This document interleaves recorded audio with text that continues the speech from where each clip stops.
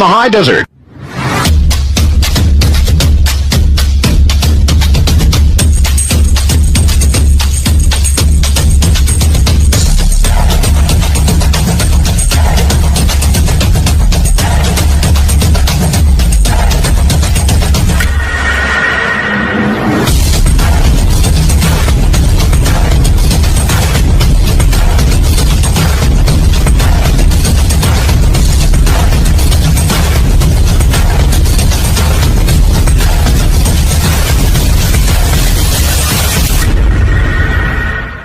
Want to take a ride? From the high desert and the great American Southwest.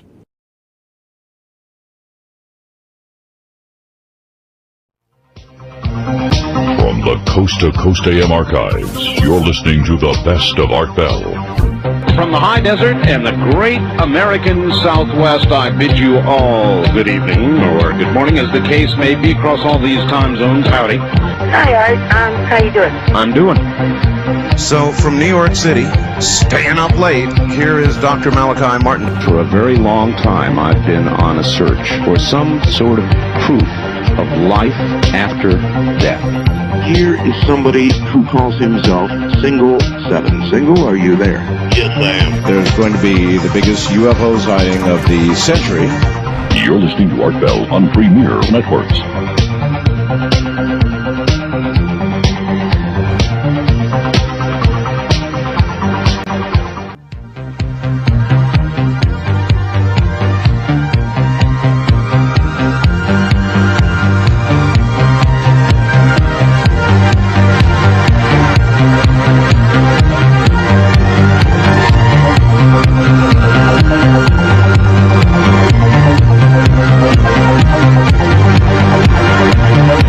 From the high desert and the great American Southwest, I bid you good evening, good morning, good afternoon, wherever you may be in all 24 of Earth's time zones. I'm Art Bell, and the program you're listening to is Coast to Coast AM. And you never, ever know, nor do I most times, what's going to be on this program next. Tonight is going to be very, very interesting, potentially very interesting.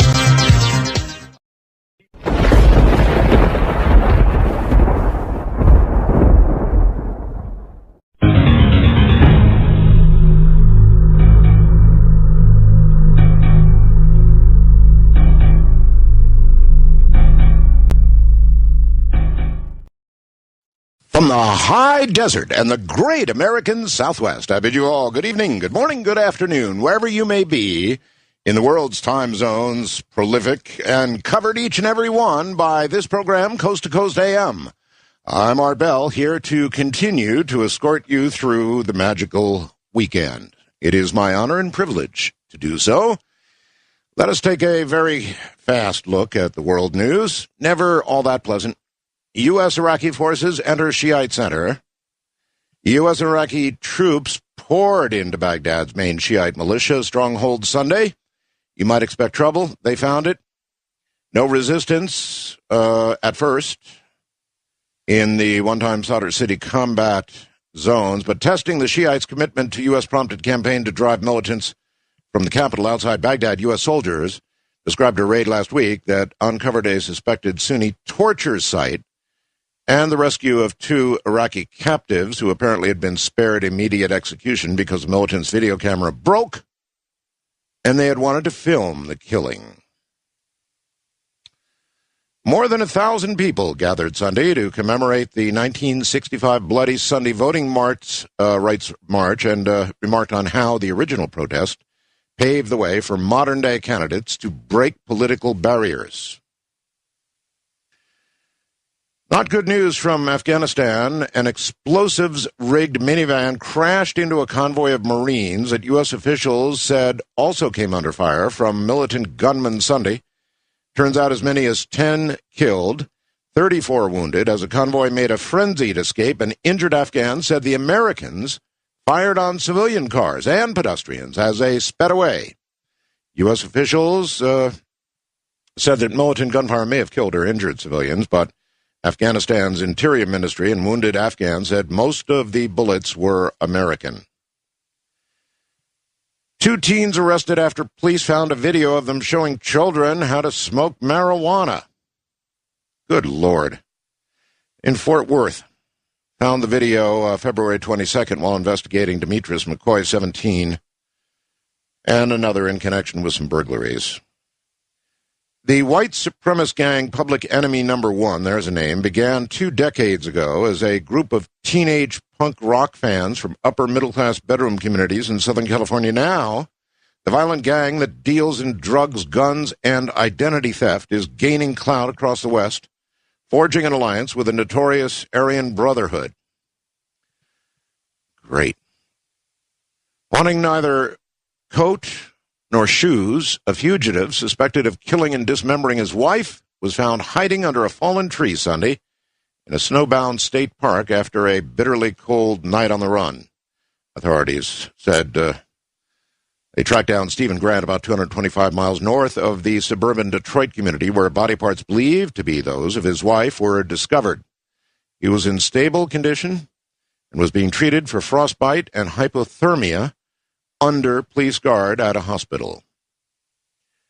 Just an hour's drive outside the traffic-choked metropolis in Brazil, where President Bush kicks off a Latin American tour Thursday, sugarcane fields stretch for hundreds of miles, providing the ethanol that fuels 8 out of every 10 new Brazilian cars. In only a few years, Brazil, not exactly a true first-world country, has turned itself into the planet's undisputed renewable energy leader.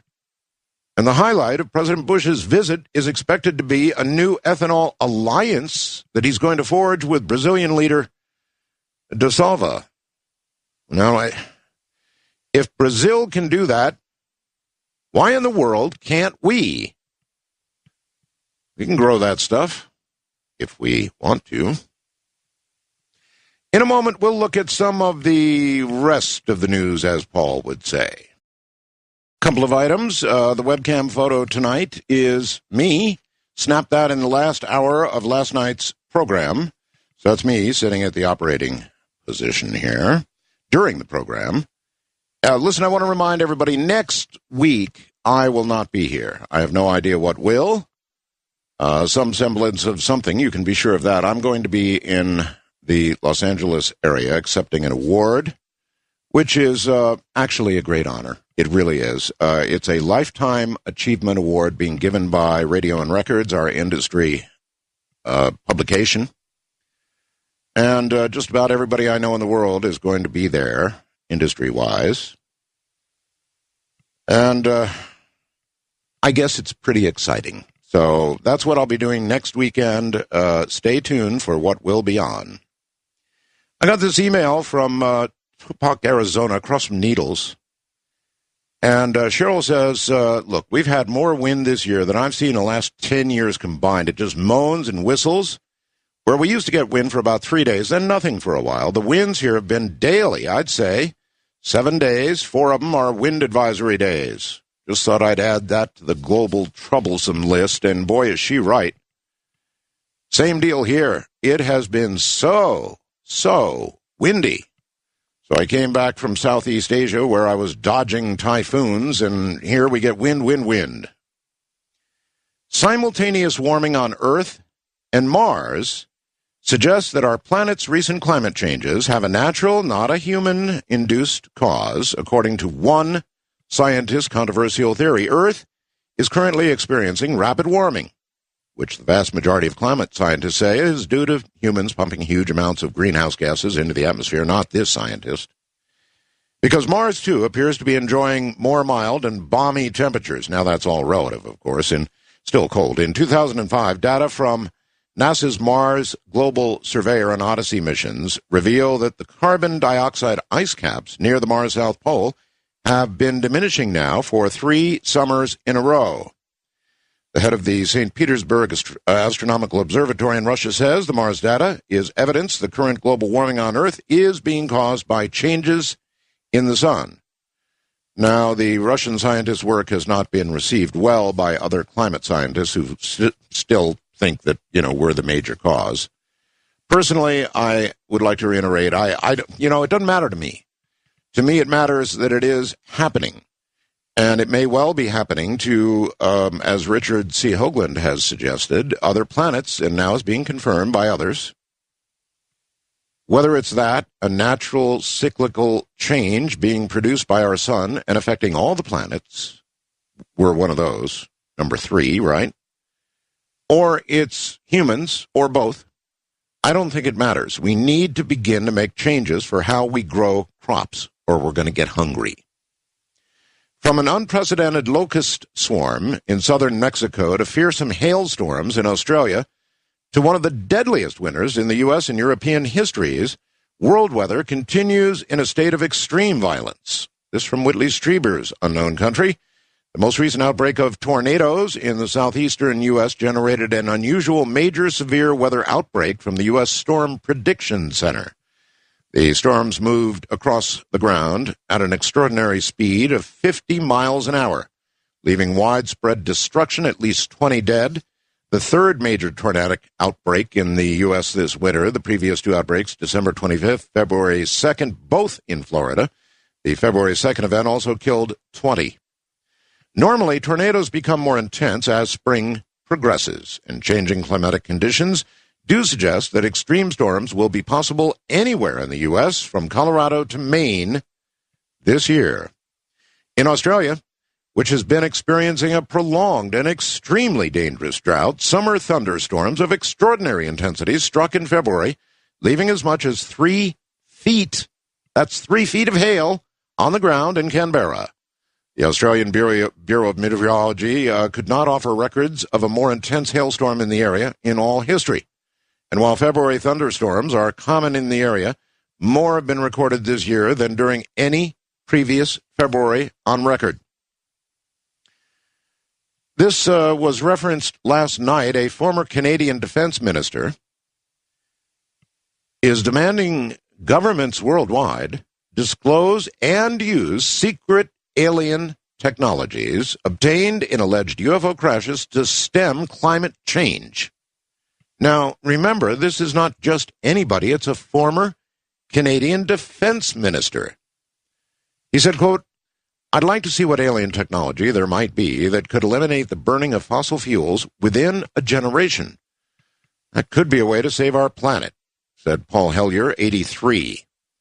Alien spacecrafts would have traveled vast distances to reach Earth, and so they must be equipped with advanced propulsion systems or use exceptional fuels, he told the newspaper. Such alien technologies could offer humanity alternatives to fossil fuels. He said all this pointing to the enigmatic 1947 incident in Roswell, New Mexico.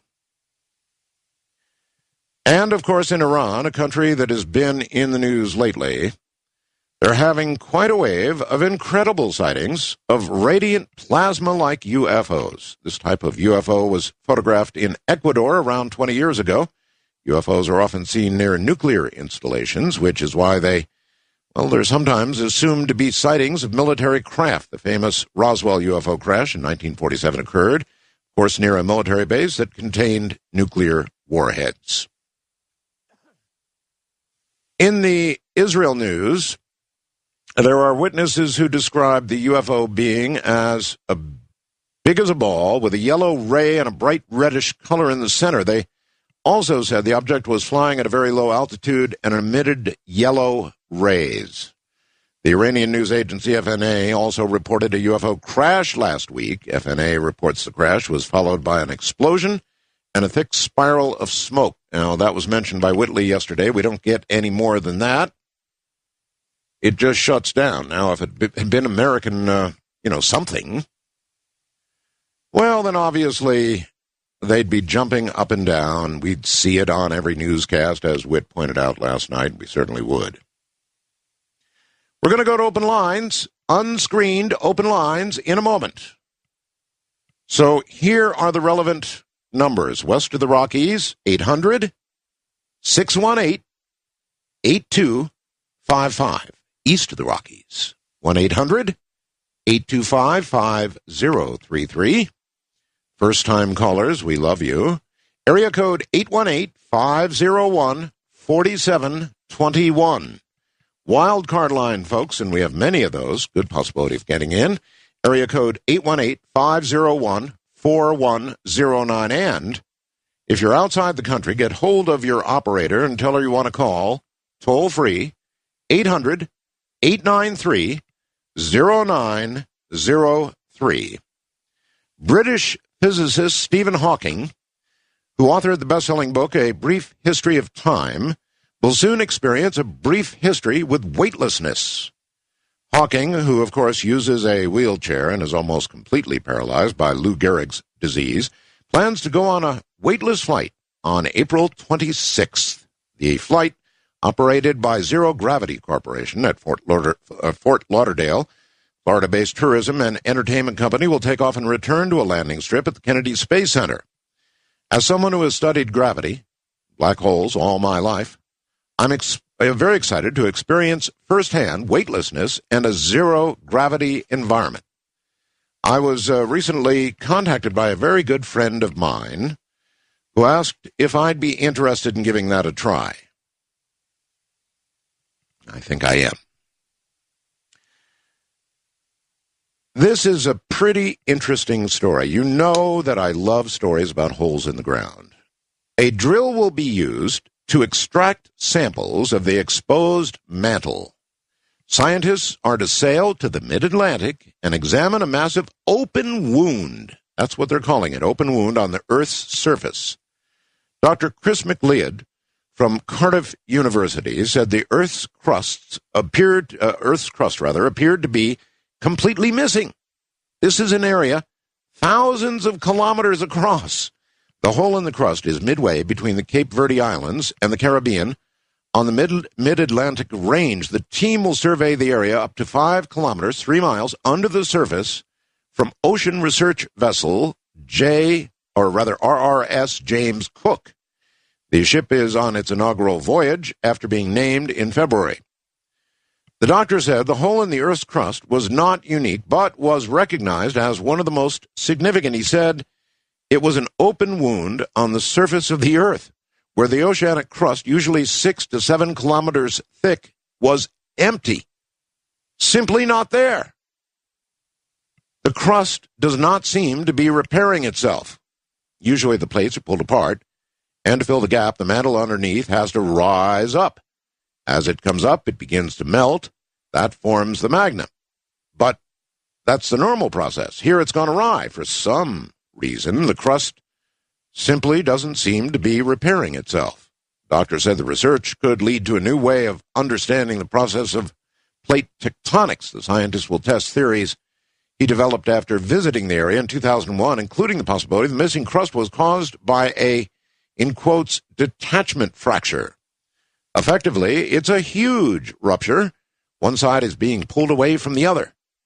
It's created a rupture so big, it's actually pulled the entire crust away. Now that is weird. Researchers documented 22 cases of chimpanzees fashioning tools, listen to this, fashioning tools to jab at small primates sheltering in cavities of hollow branches or tree trunks. The report's authors, Jill Pruitz and Paco Bertolini, said the finding could have implications for human evolution. Chimps had not been previously observed hunting other animals with tools. Now, I wonder if this is an example of how it all happened. Remember 2001, where they finally picked up a club? You remember that? Is that what's going on here? Are chimpanzees going through a cycle of evolution, creation?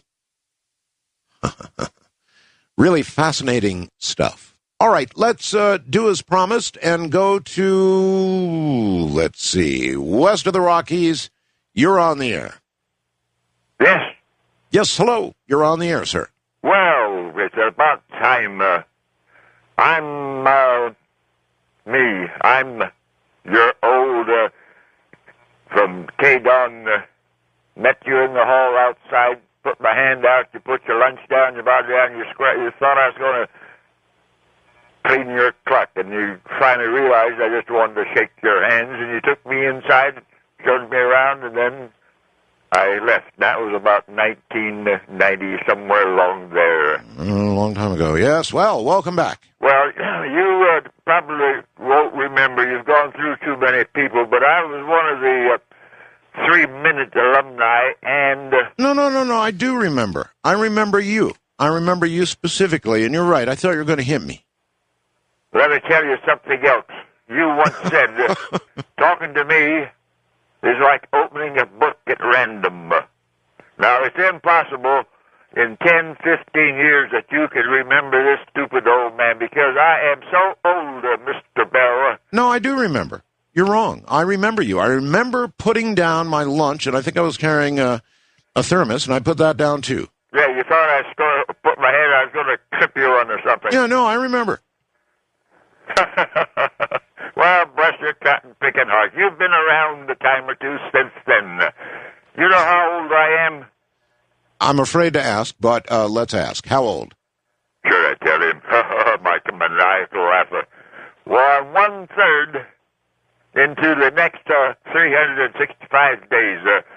The 20th of October next, I will be, how old? 4 months ago, 4 months ago, 10 days, and 4th of March, the 14th. All right, you're going to have to give it to me. We don't have a lot of time. So how old? 95. I'm 94. 94, and you're going to be 95. Well, all right. Congratulations, and a happy birthday, too. Yes, I do recall. Apparently, my memory is quite good. That's a very, very long time ago. And that man is right. He somehow or another got through a door that is normally closed and went to, he raised his hand in a way that just didn't look friendly. And nevertheless, I put everything down, shook hands with him, and gave him a tour of the radio station at that time, KWN in Las Vegas, my alma mater, for about a decade. Boy, I was there a long, long time. And that's actually, KWN is where the change that produced present-day Coast to Coast took place. That would be worth writing about. When I decided that we had talked about politics one time too many, 365 days minus an occasional Sunday, we talked about politics. And it just got to the point where I couldn't handle it anymore. I just couldn't handle it anymore. And so I thought, what's going to happen if we just throw everything out the window and start talking about, the paranormal? I've always been fascinated by the paranormal, and I thought, what the hell? Let's just throw it all out the window and start talking about the paranormal. And I did, and oh boy, did they scream bloody murder. And I mean bloody murder until the ratings came in. Then they scratched their head real hard, went away for a while, were quiet, came back, and said, good boy. I'm Art Bell. Here I am, top of the hour. Amelia Kincaid is going to be here. She's an animal communicator, and I've tried my luck with a lot of animal communicators over the years, and I've never been really satisfied. I'm a really big cat person, as you know. Ramona and I had cats for all the years we were married, and I still have 2 of those cats, along with our Filipino adoptee. Oh, man, what a handful she is. She's really something. Loves me to death, and Aaron absolutely loves him as well. So I've had decades now of close-in living with cats, and I'm convinced of many things as far as cats are concerned, and I guess it goes across the board to all animals. I'm convinced they have souls. I'm convinced they have the emotions that we do, every single last one of them. Jealousy, envy, joy, sadness, depression, all of it.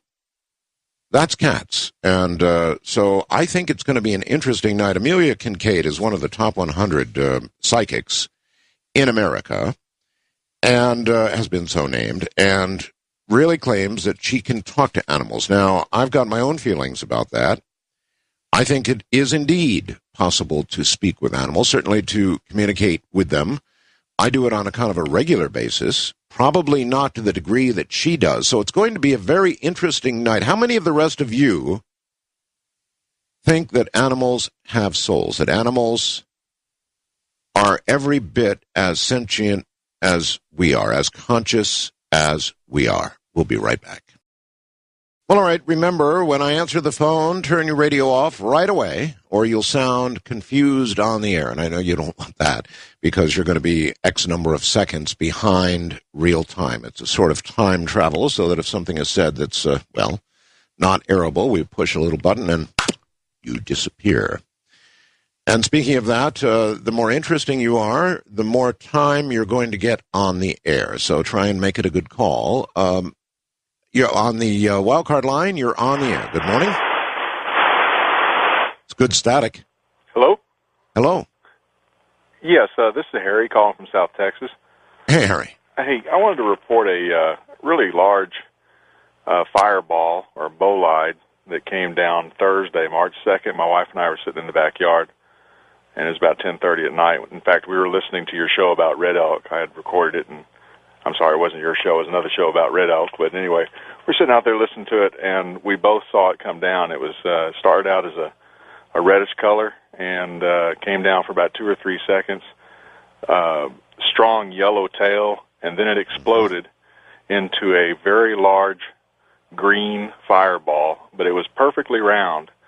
The green fireball was about, I'd say, a little bit larger than the size of the moon, so that would be about 40 arc seconds. I'm sorry, 40 arc minutes.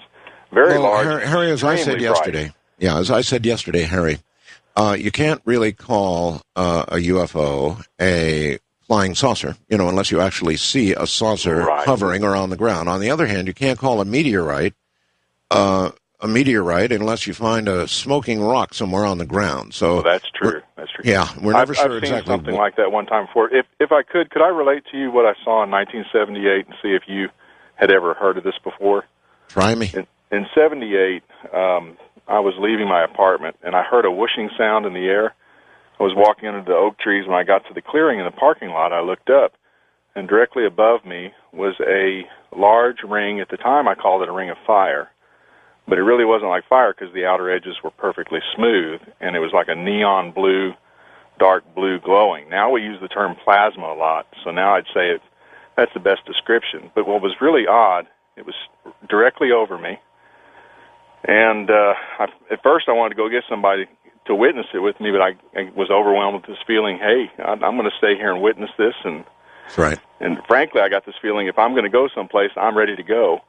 Anyway, it stood there for a while. It hovered over me. You could see the stars inside the ring of plasma, and there was nothing there. You can't really judge height, but I'd say probably about 800 feet in the air, and probably about the size of an aircraft carrier. Okay, let me stop you there, Harry, and let me ask you a question. Yes. Let's assume for a second that had indeed been a spacecraft, and you were offered a ride on it. And but there was one aspect of the ride that, and here it is. You can come with us. You're going to be going to a different planetary system. You're going to have a whole new life, but you're not coming back. Still want to go? At the time, I really felt like I would. That's what was holding me there, and it was really strange because it hovered over me, and then it took off towards a power plant a couple of miles away, came directly back to me, hovered again off to the side, and then went off towards the airport and disappeared up into the sky. But I went upstairs to tell my wife about it, and when I opened the door of the apartment, she's hollering my name in a fearful tone. And I go into the bedroom, and I say, honey, what's the matter? She says, I had this terrible feeling that I was being watched. Just terrible feeling. And I told her what had happened, so we've never really figured out what that was all about. I know I saw it, and it cannot be explained. Like I said, it was a large ring, hollow in the center. You could see through it. It was a neon blue. Got it. That pulsated around the edges like a wave. And so that's my story. I witnessed it in 78. I don't know what it was, and I don't know. All I can say, as we say to everybody else, is welcome to the club. You know, who knows what you saw? Who knows what it was? All I know is that these things are appearing to millions and millions and millions of people around the world. Millions of Americans. We could sit here taking, guess what I saw, Art calls for, as long as I could sit on the air and take calls. And so there's nobody that's going to tell me that there's not something going on.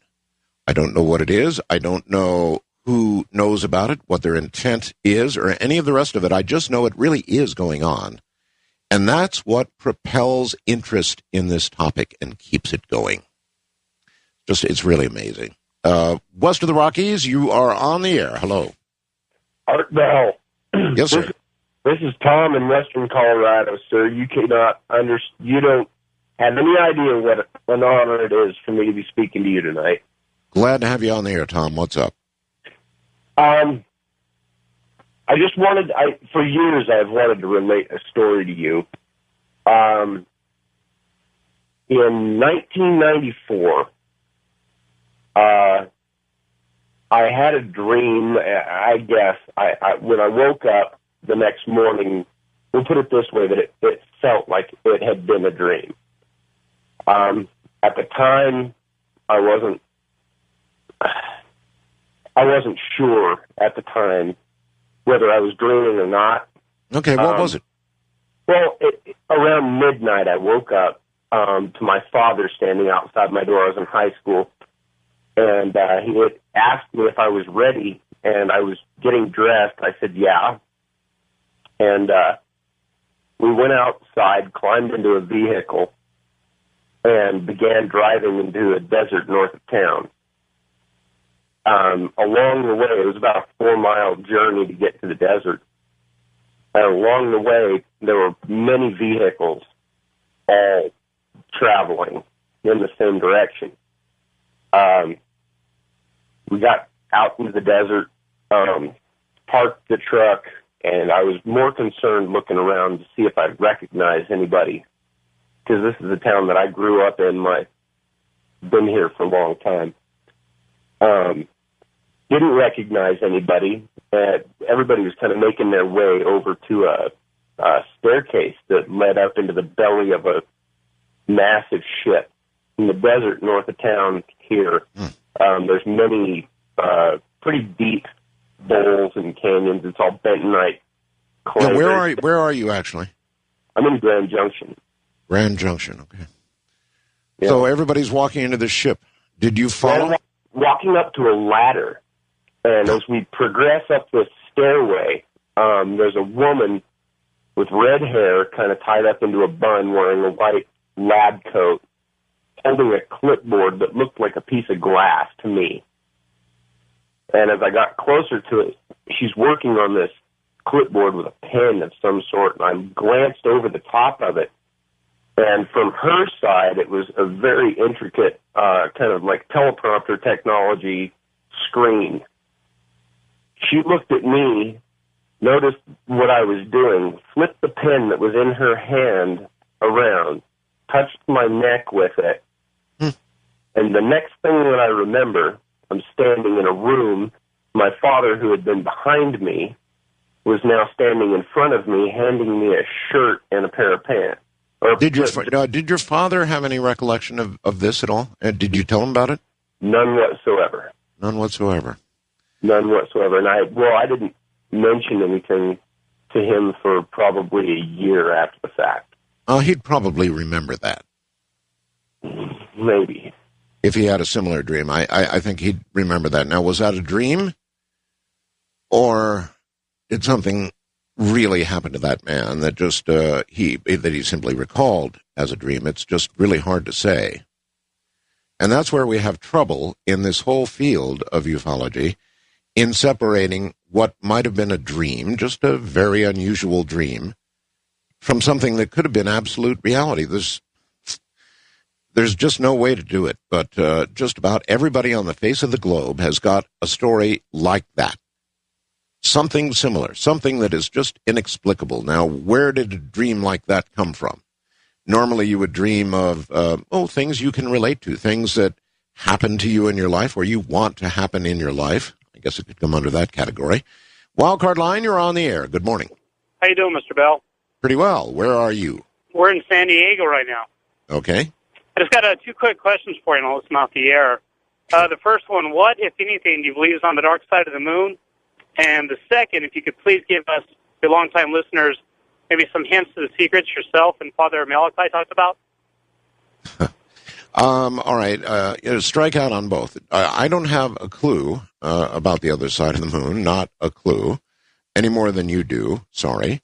And yes, I do know some things that Father Malachi and I became very close, both on the air and off, as you can tell, as is reflected by the, I think they're selling giving away a couple of CDs along with subscriptions to the newsletter, something like that right now. But if you listen to those interviews, you realize how close Father Martin and I were.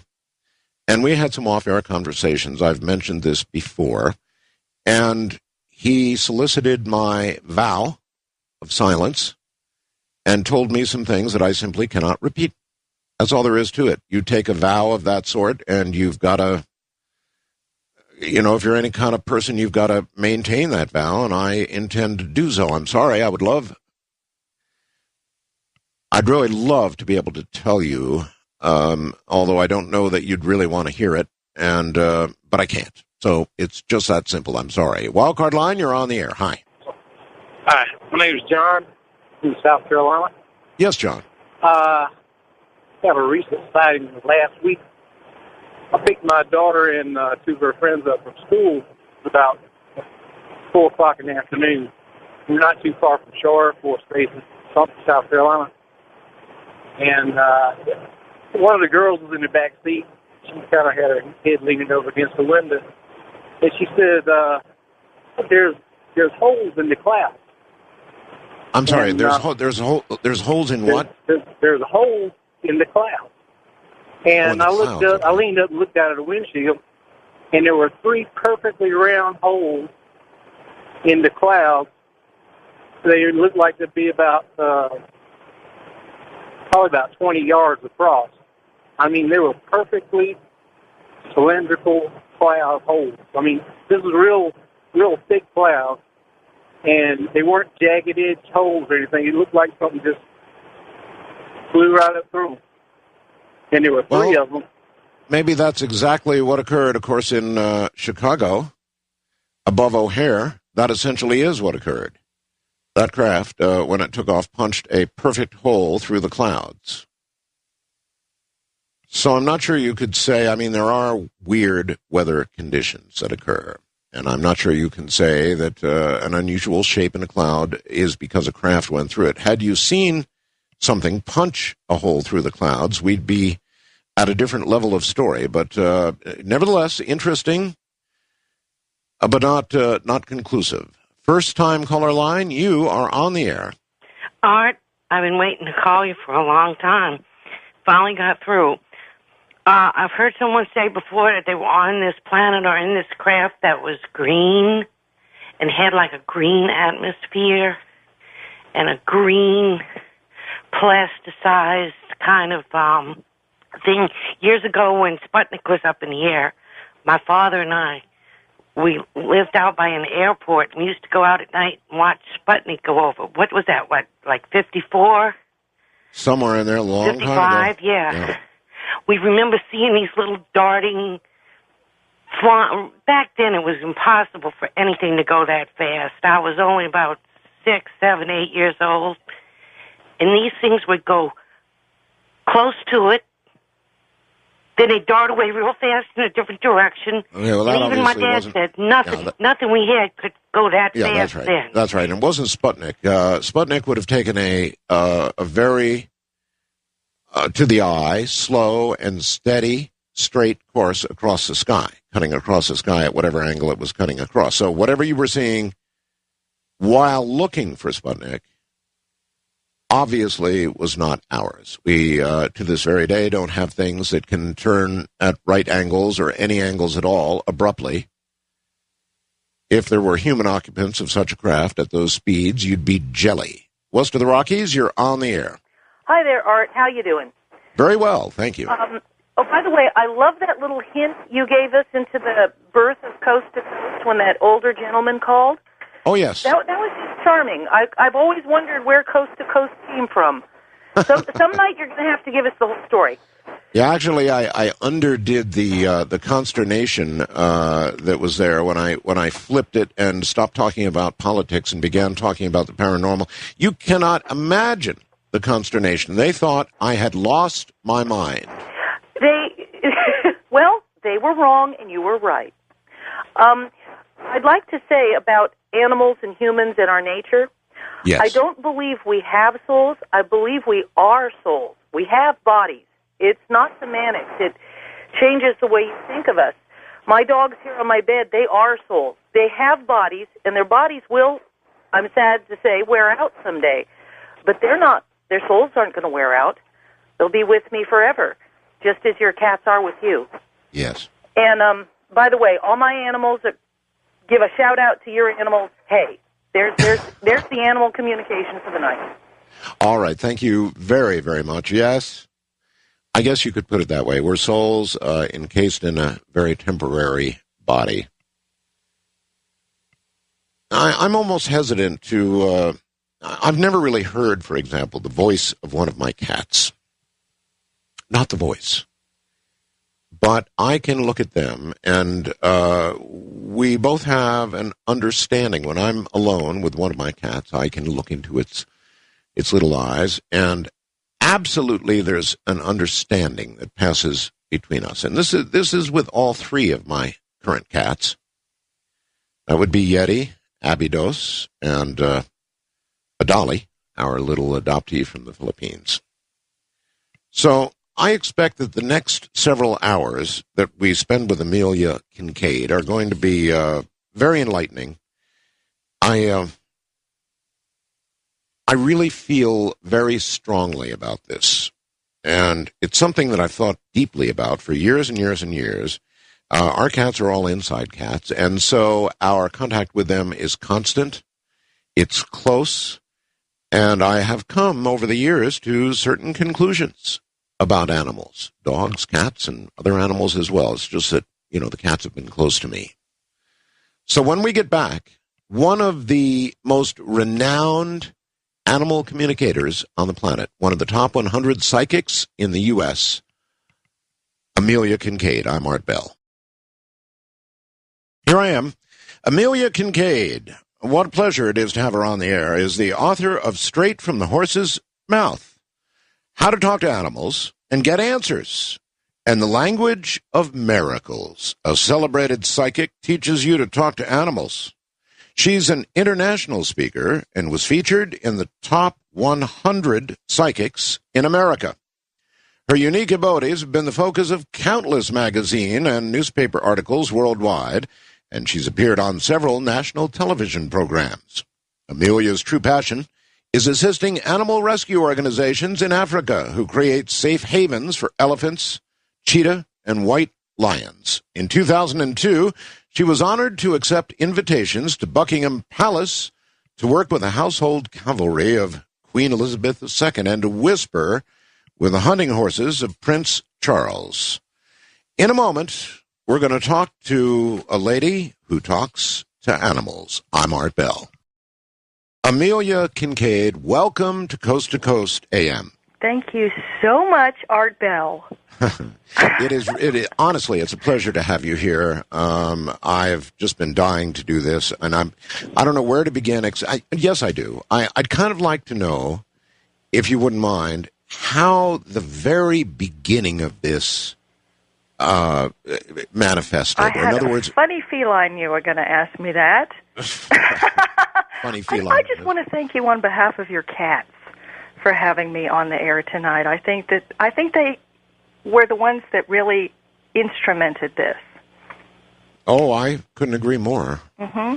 I think so, too. I've got so much to say about them, but I'll hold that. I want to know how it began for you. The very first inkling that came to you that you had an ability that perhaps others have not yet developed? Well, the beauty of what I teach is that I absolutely know beyond the shadow of a doubt this is a learned skill.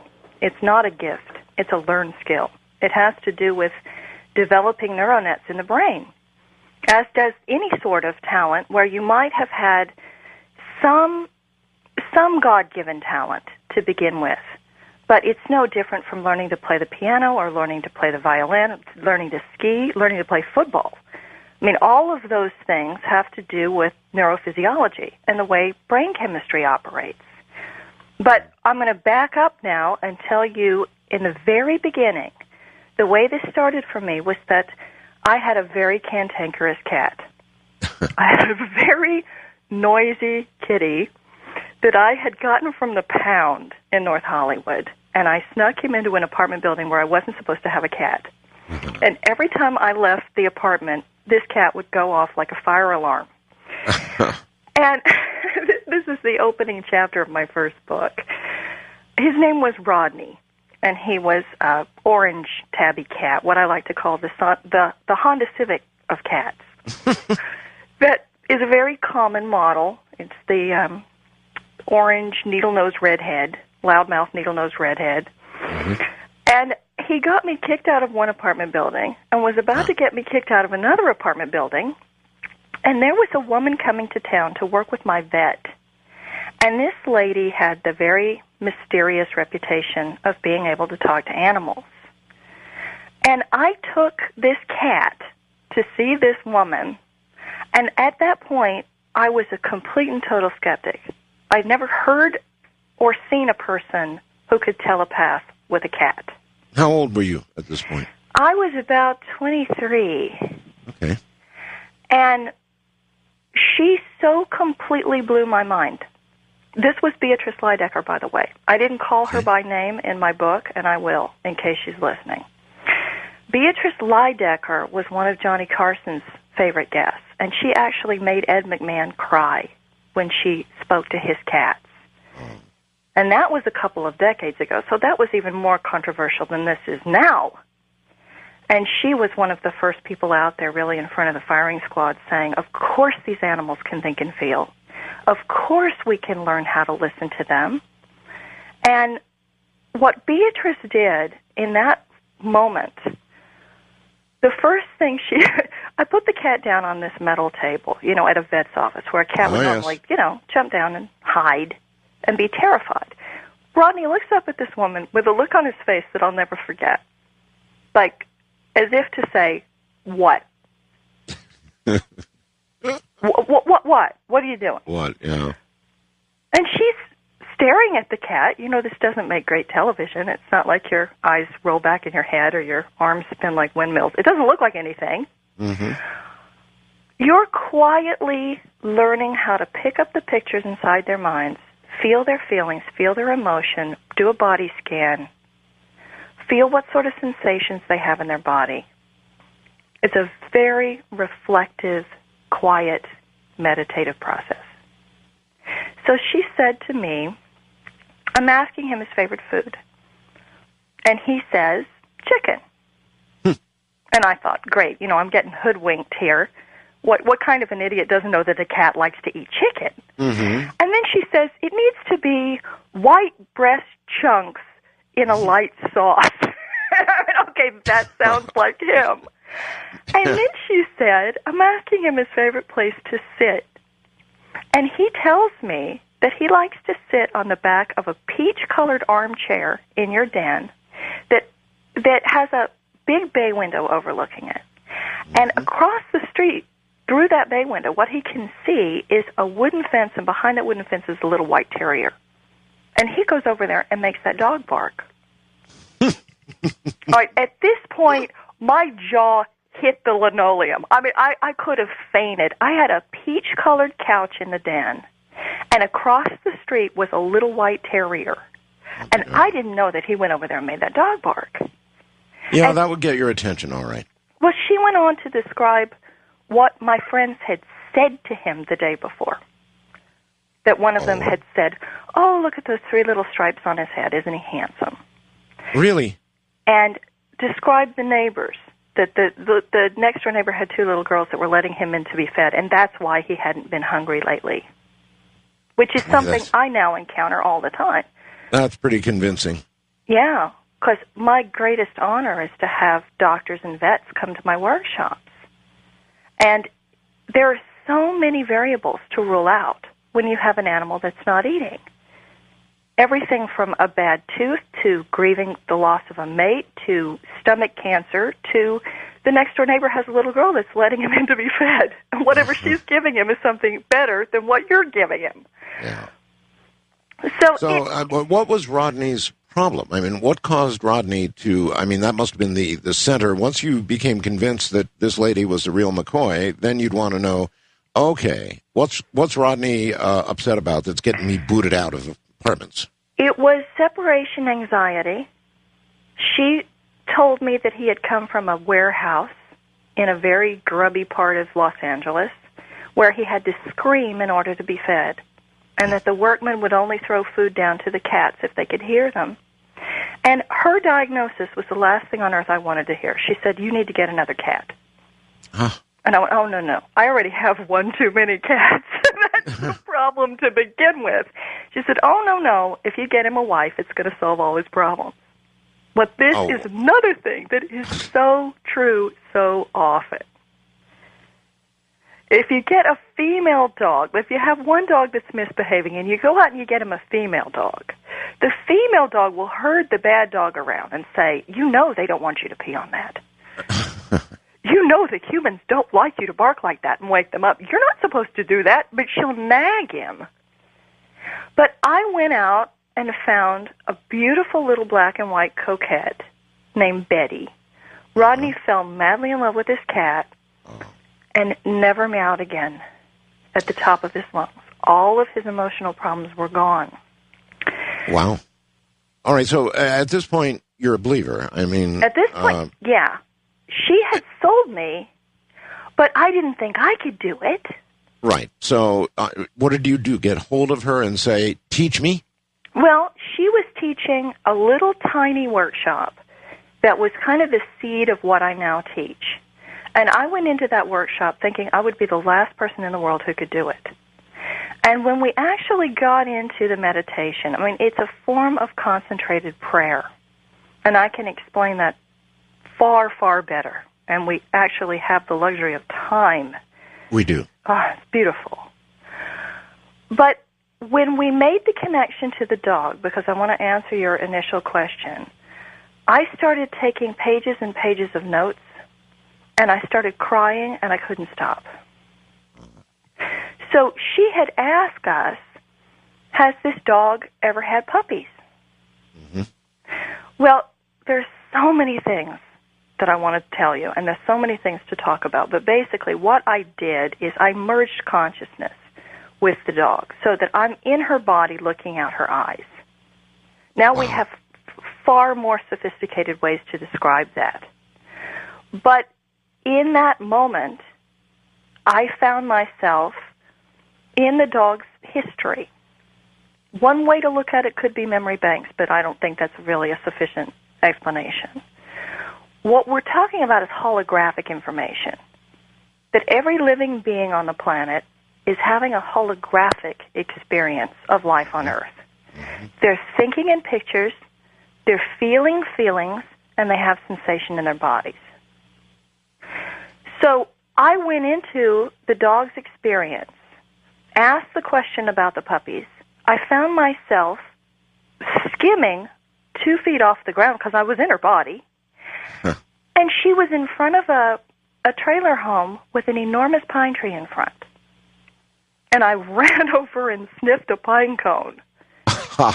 And the pine cone smelled better than anything I've ever smelled in my life. And I worked with a dog trainer on the BBC once who said, and this has been confirmed many times since I first heard it, if you unrolled a dog's nasal passages, they'd be the size of a football field. And if you unraveled a human's nasal passages, they'd be the size of a postage stamp. So you were actually able to feel the heightened, tremendously heightened sense of smell that we all know a dog has. Right. And then, as her, through her eyes, I ran over to a chain link fence, and behind the chain link fence was a black lab mix type dog.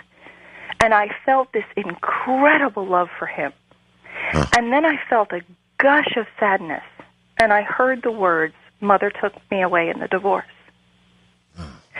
And then I went forward in time and asked about the puppies.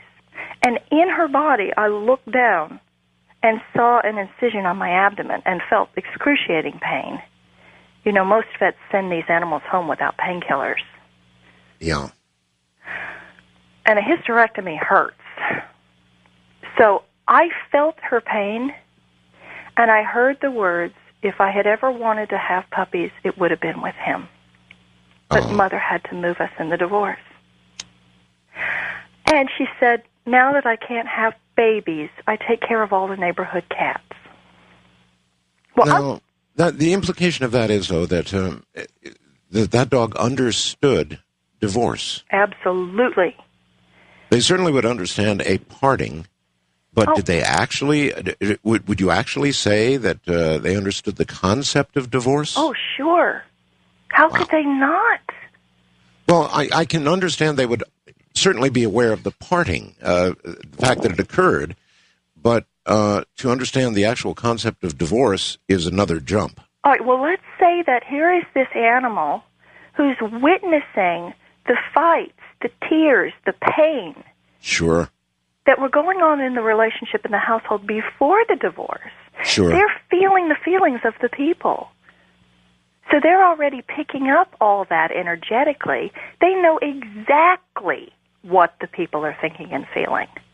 If we take away the idea of outer edges of things, and we start looking at what could be called implicate order instead of explicate order. Explicate order is looking at something and seeing the outer edge, the form. Mm-hmm. Implicate order is seeing inside the energetic field and feeling inside the energetic field. Then if all living beings are thinking in pictures, when your cat looks at you, your head might as well be a television set. They can see the thoughts, they can feel your feelings.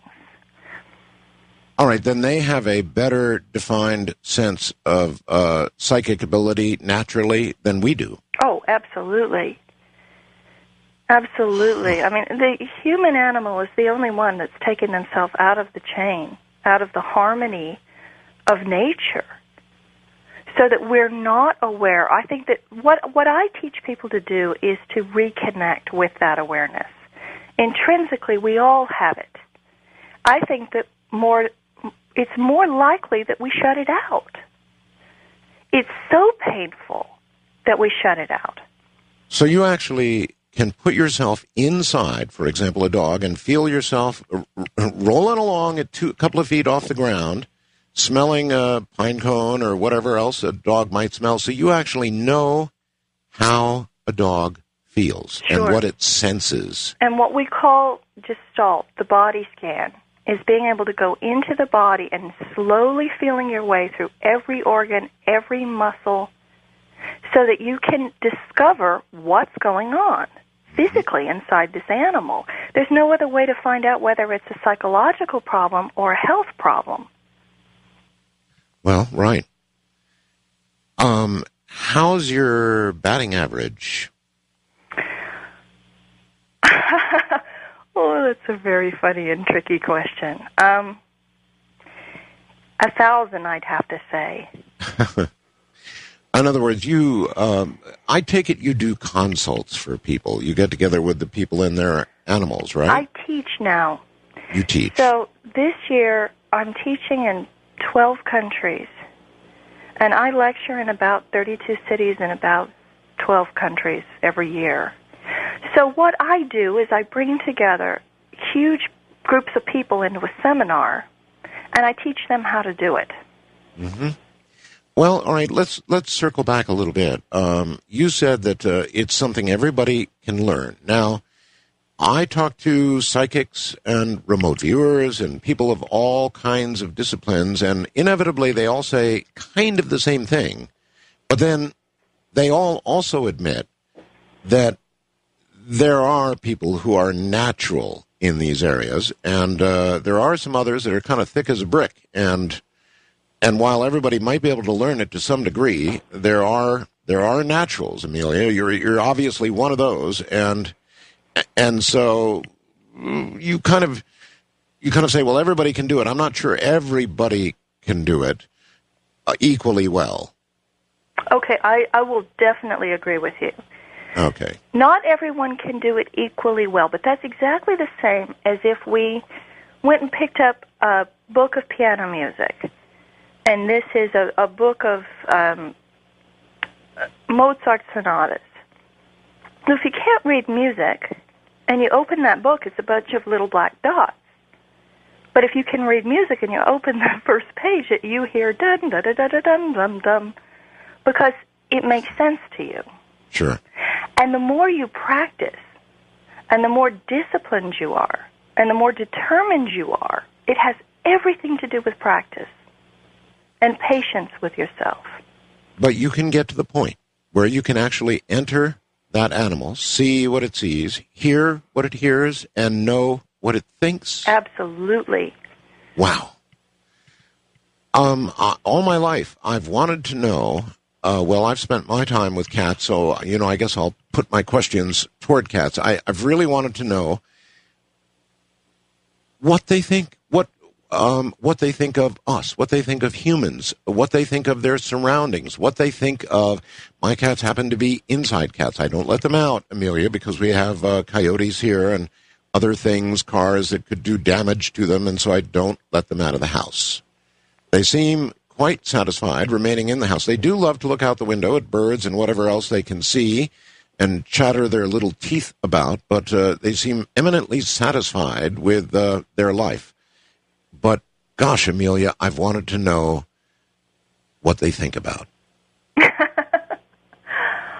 Well, that's the beginning. The beginning is the unconditional love. Here's a crash course. If you were to look at it this way, all living beings, all human beings, are thinking thoughts. We're sending out frequencies into the world around us. So we're all functioning as radio stations. And some scientists have said that human beings think up to 40,000 thoughts a day. All right, I'll tell you what, Amelia, we're already at a break point. Hold tight. No, when we come back, crash course is where we're going, and that's exactly what I want, is a crash course. So Amelia Kincaid is our guest. She is able to know what animals feel. She's able to be inside of them. She's able to talk to them. We'll be right back. Well, all right. This is one of the best animal communicators in the United States, maybe in the world, a top 100 psychic, but she aims it all at animals, and she's the first one that I've ever spoken to that can actually get inside of an animal, be walking 2 feet above the ground, as an animal would see through its eyes, hear through its ears, smell through its nose, the heightened sense, the incredibly heightened sense of smell that a dog would have. And I've got quite a few stories for her, but in a moment, we're going to get a crash course on how we can do it. Once again, Amelia Kincaid. Amelia, welcome back. I very much want to hear this crash course on how, and I think of myself as pretty sensitive, but I've never made it inside one of my cats. Mm-hmm. So, a crash course. How can we begin? How does it work? Well, we have to change our entire worldview. So a lot of this has to do with perspective. I mean, if you're going to have the same perspective that you've always had, it's not going to enable you to be able to move your consciousness in a new direction. We have to look at things differently in order to access different types of information. Okay, how? Look at things in what different way? Okay, here's one idea. What you're looking at when you look at your cat or an elephant or a pine tree or a dragonfly is an energetic field.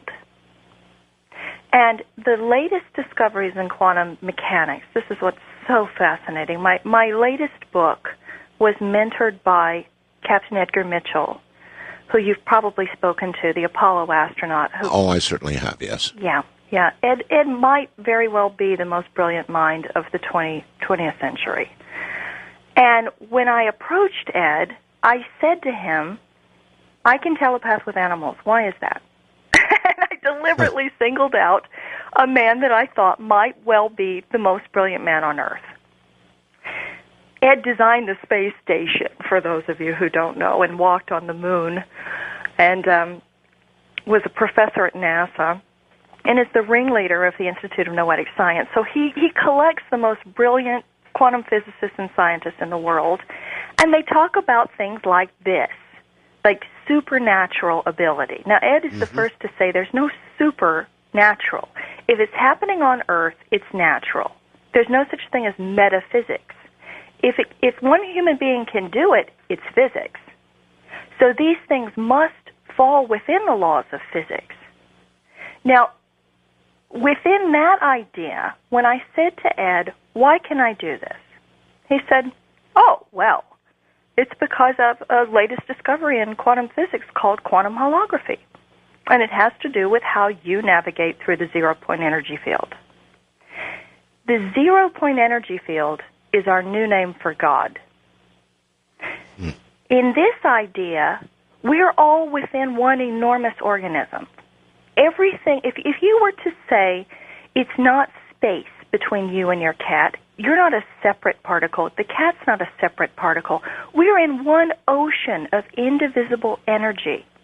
And the entire ocean of energy is vibrating like a symphony.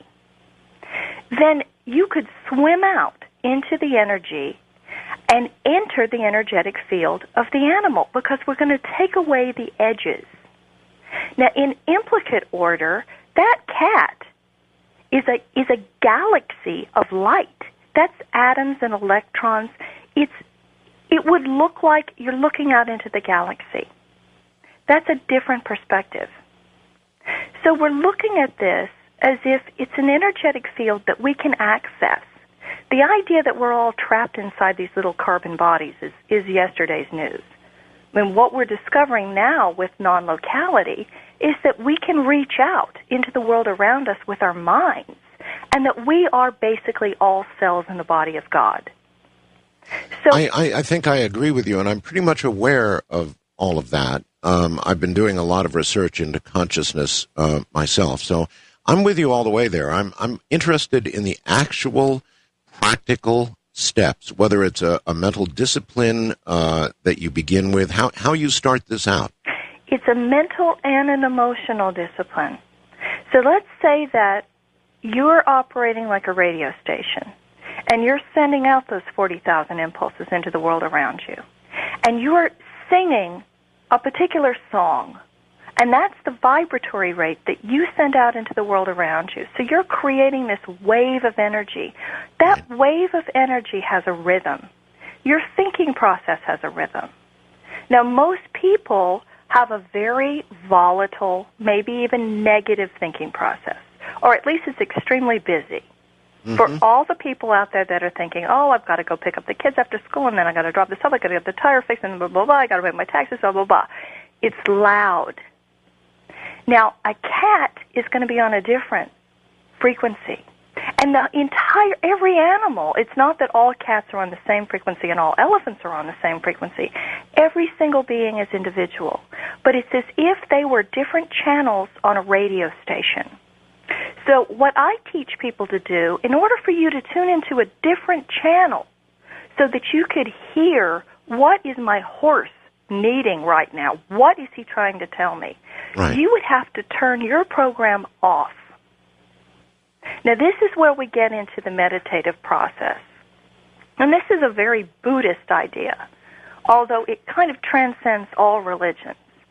If you were able to turn your thinking process off, and you don't have to sit in silence for hours, you have to be able to turn it off for a second and turn off your emotions. So whatever it was that you were feeling, I teach my students to move down. So you're moving into a deeper part of your body, literally, so that your identification is in your heart, not in your head. Okay. That first direction, down. Or to think about the bottoms of your feet and how your body connects to gravity. You're moving yourself out of that very busy head where we get ourselves into so much trouble. Then moving your focus back into your spinal column. Just to think about your spinal column as being this beautiful matrix of sparkling light with spinal fluid, like billions of stars moving up and down your spinal column. Okay. We move you back out of your emotional body. So now you're in your soul. You're in the spirit and the essence that you were before you came into this physical body and what you're going to take with you when you leave. So that it's a consciousness of connecting to the God within you. And when you're in that sacred, silent space, there's no space, there's no time. There's no separation.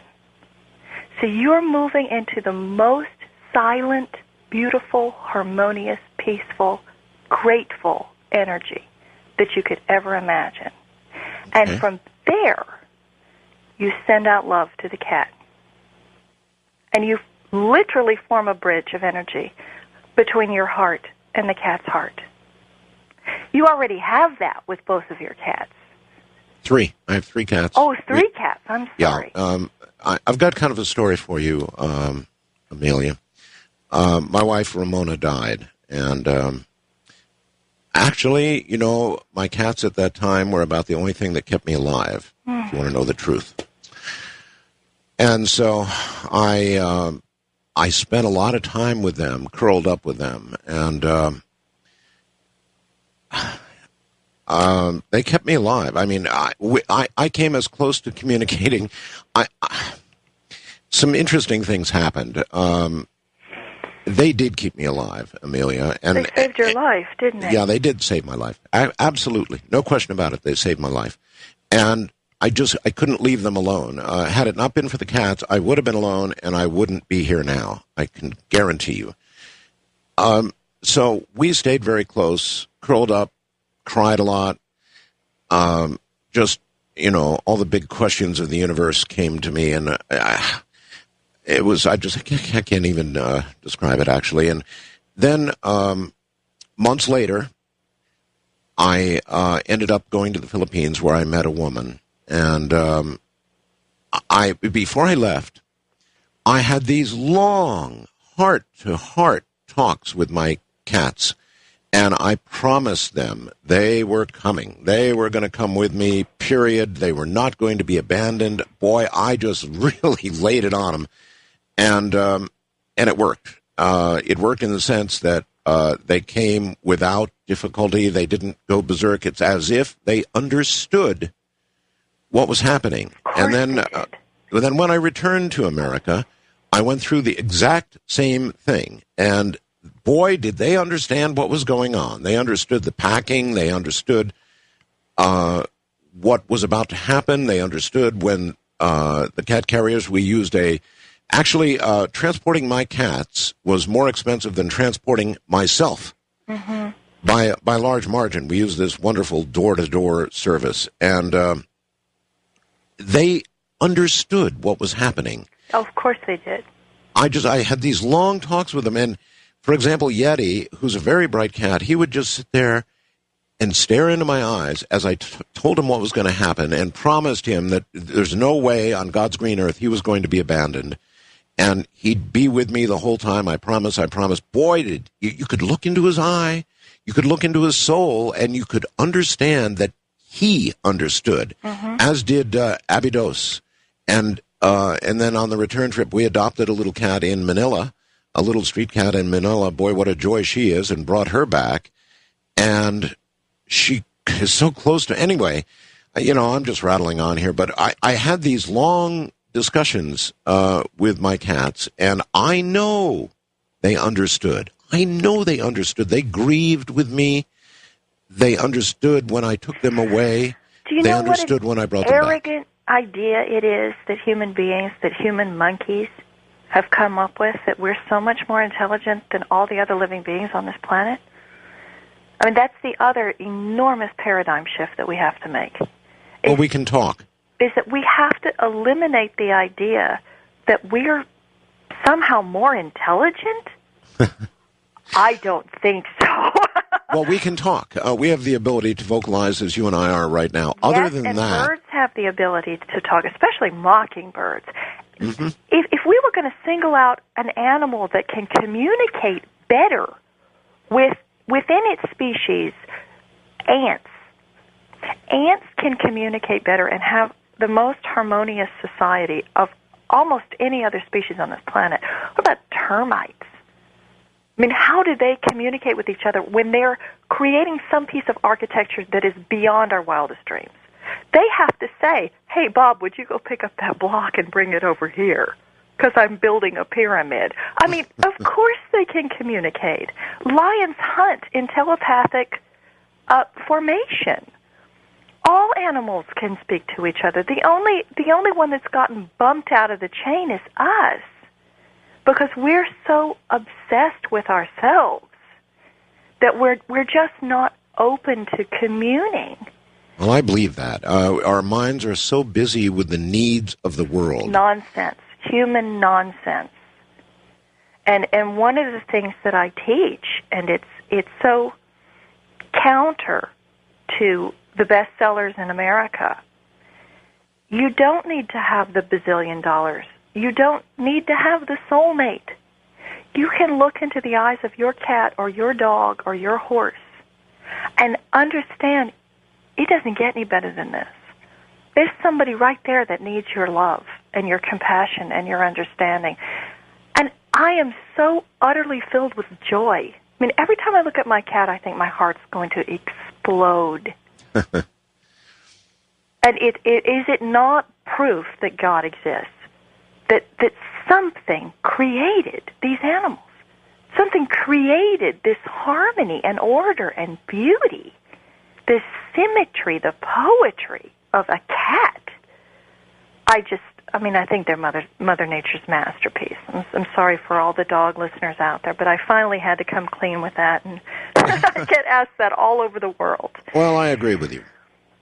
And I too, serve up apologies to the dog lovers. There are many out there, and I'm sure they have their own fan club. But for me, it's cats, and they're just such special animals. So, in other words, like many other disciplines, like remote viewing and many other things, you quiet your mind. Mm-hmm. But you say then just go down, let your into what we're talking about. I mean, it seemed like a segue, but it wasn't. No, I'm going to try this, so I want to really understand it. You let your consciousness go down. You said into your heart. Yeah, into your heart. Getting as silent, as quiet, as reverent as you possibly can. Then I reach out to God, Goddess, all that is, into the universe itself with a sense of gratitude, knowing that we are all one, that the cells within the body of God should be able to communicate with each other, and they can. And then you reach out toward that animal. So it's heart, God, animal. So at the point that you get yourself isolated, as it were, and all of the world around you has gone away, you can then reach out only with intent to a specific animal. Mm-hmm. And it's what we're talking about. When you are so blown away by the beauty, by the love that you feel, the reverence for that animal that you love more than any other creature in the world, you're completely present. So what this is about is concentration, it's respect, being so completely present in the moment. Amelia, is it like an OBE? It is, because this is the same thing as remote viewing. It's a form of remote viewing. All right, well, there have always been certain... You can leave your body and go into the body of the animal. There's no other way to do a medical scan except to leave your body. Okay, how do you get past the fear part? I had one spontaneous OBE, but I've had several near OBEs, and there's a certain threshold that you've got to get past to make that jump. And there's a little bit of fear associated with it. I mean, when you leave your body and or enter the body of another, there's some fear associated with that. How do you get past that? It's your love for them. If you're watching your cat dream and you're wondering, what is she thinking? Yes. And you're so enamored with the beauty of this cat, and you're looking at her whiskers and her fur and smelling her breath and her... and then the love overtakes the fear. And one of the things that I also teach in the workshops is that you might not necessarily need to go into the body of the animal, because you're going to feel their pain. And if we're exploring a question that's really painful, my students are going to get in there. They're going to feel that backache. They're going to feel that toothache. They're going to feel that grief. And it can be very overwhelming. Right. And they may go home that night and throw up. I'm sorry to say, it happens a lot. Or they walk out with the lamb's toothache. So let's say that you stay anchored in your body, and you're sitting in that beautiful frequency that is your own spirit, the most sacred acknowledgement of the God within you. So what's happening now basically is not that you're communicating with the animal. The God within you is communicating to the God within them. Or even better said, you're listening to the God within them. So it's not scary if you're staying in your own body. And what I teach is to get in there like a fireman. A fireman doesn't go in to get burned. A fireman goes in to locate the problem and then pull out as fast as you can. As safely as you can, yes. So you don't get burned. You get back into that column of light in your own spinal column that's connected and grounded to the earth. And from that place, you can start troubleshooting. And you can start sending out love. And you can start figuring out, how can I help? How can I heal? What can I do to bring more comfort? Is the animal, in this case a cat, aware that you are now in a mode of communication with this animal that you've never been before? In other words, is it aware that suddenly a channel of communication is open that's never been open before? Yes. Yeah, and this is it's an advanced question, and it's a fascinating question. And it's something that there's that music again. Yeah. I'll hold this thought. Okay, we'll come right back to it. It is an interesting question. In other words, I guess we're both humans and animals aware of each other in a peripheral way. But when you get to that depth of communication, is the animal aware? Good morning, everybody. Amelia Kincaid is my guest. She's one of the best psychics in the U.S. She's one of the best animal communicators in the world. And we're getting a few secrets tonight, kind of a crash course on how to do it yourself. And it's well worth giving a try. I've been listening very closely, and I can assure you I'm going to give it a try. In a moment, we're going to discuss what happens when your animal realizes you're sort of in a new mode of communication with it, one that it's never felt before. And by the way, if you go to my website, or the website, coasttocoastam.com, and click on my webcam and do a refresh, that's Dolly. I ran and got her during the break and took a quick photo. That's Dolly. That's our little adoptee from the streets of Manila. Back in a moment. A few weeks after I arrived in Manila and got the condominium, a beautiful condominium in Makati, our cats arrived. And Erin immediately took to them, fell in love with them, and all was well. Well, we would take a walk every day to the Pancake House was close by, and we'd go eat at the Pancake House because there was something approximating American food there. And on the way to the Pancake House every day, here would be this little cat. Most Manila cats are wary and they'll scratch you, and most Filipinos won't get anywhere near a cat because they know they'll get scratched. But not this little cat. She would walk up and rub on my leg and jump in my lap and just was like that, right?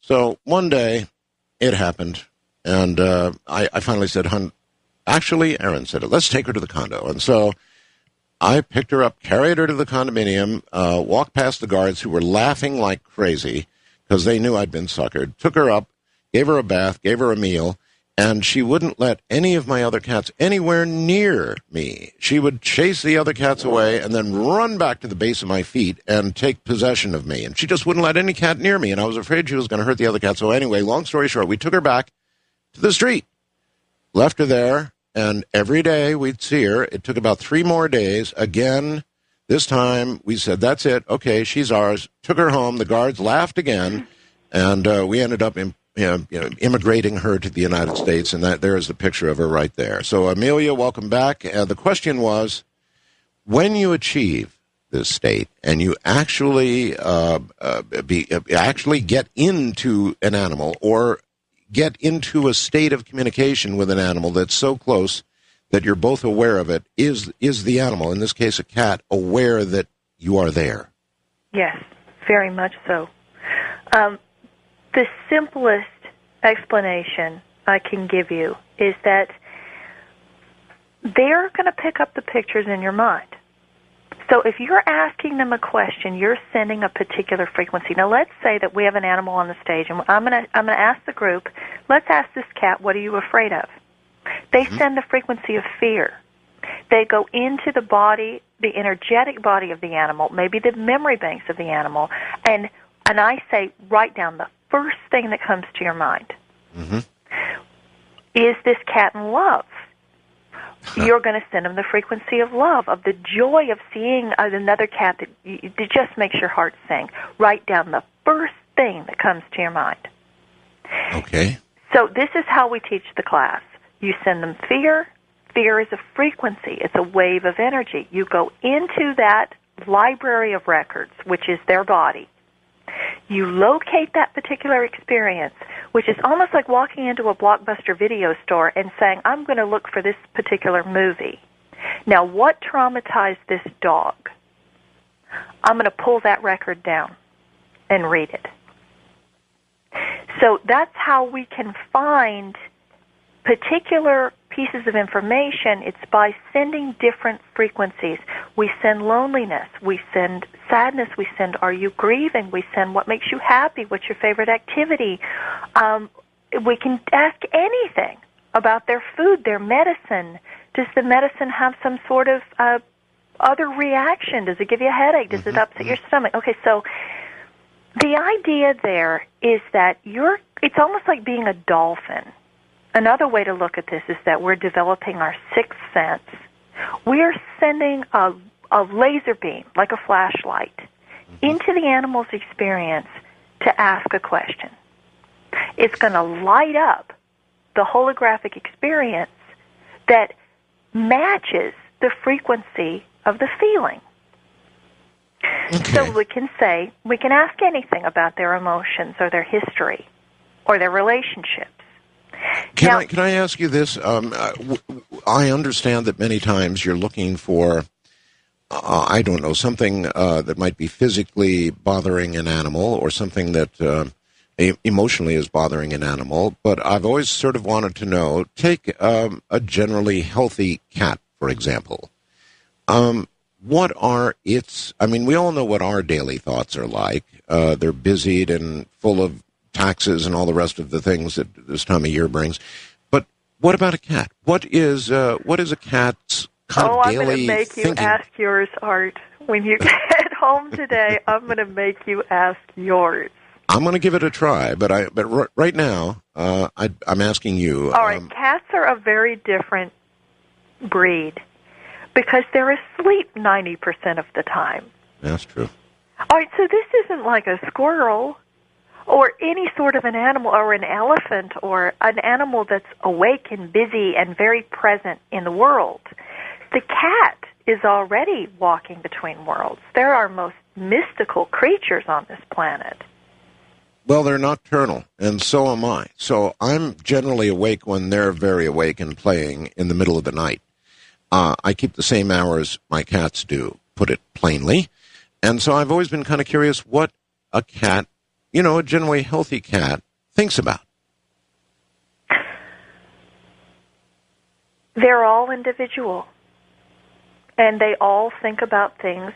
I think one of the biggest paradigm shifts is how similar all of our experiences are on this planet, that we're all experiencing very similar things. I mean, I have so many stories and so many things I want to tell you. I'll give you a for instance. When I was in South Africa, I went to a cheetah sanctuary, and I went into the pen of each cheetah and asked a whole series of questions, and I had national news on me, so I was under a lot of pressure. I went into the pen of a cheetah named Joseph, and I said, "What's going on? Are you okay?" And he said, "No." And I said, "What happened?" And I got a wave of sadness. Okay, that's the emotion. That's called clairsentience, clear sensing in Latin, where we can feel the emotion. Then I take it a step further. What's attached to this emotion? I saw a female cheetah. I said, "Okay, what's her name?" I hear the name Charlie. Then I saw 2 cheetah cubs, and he said, "They got sent away." I said, "Okay, where'd they go?" He said, "Up north." I went, "Okay, I think I know where that is. It's a different cheetah sanctuary." "Why did they send your mate away?" "Because they're breeding her with somebody else." I said, "Tell me something funny. Tell me something crazy that you eat that no one would ever believe that you like to eat." And he said, "Squash." "Tell him I love the squash." I said, "Okay, that's ridiculous, because I know for a fact that cheetahs don't eat squash." I said, "Well, what do you do for fun? What's your favorite activity?" He said, "Tell him I love the baby bottles that they tie on the ribbons." All right, now, one of the properties of telepathic communication, the way that you know you're not manufacturing it, that it's coming in from the outside, speed.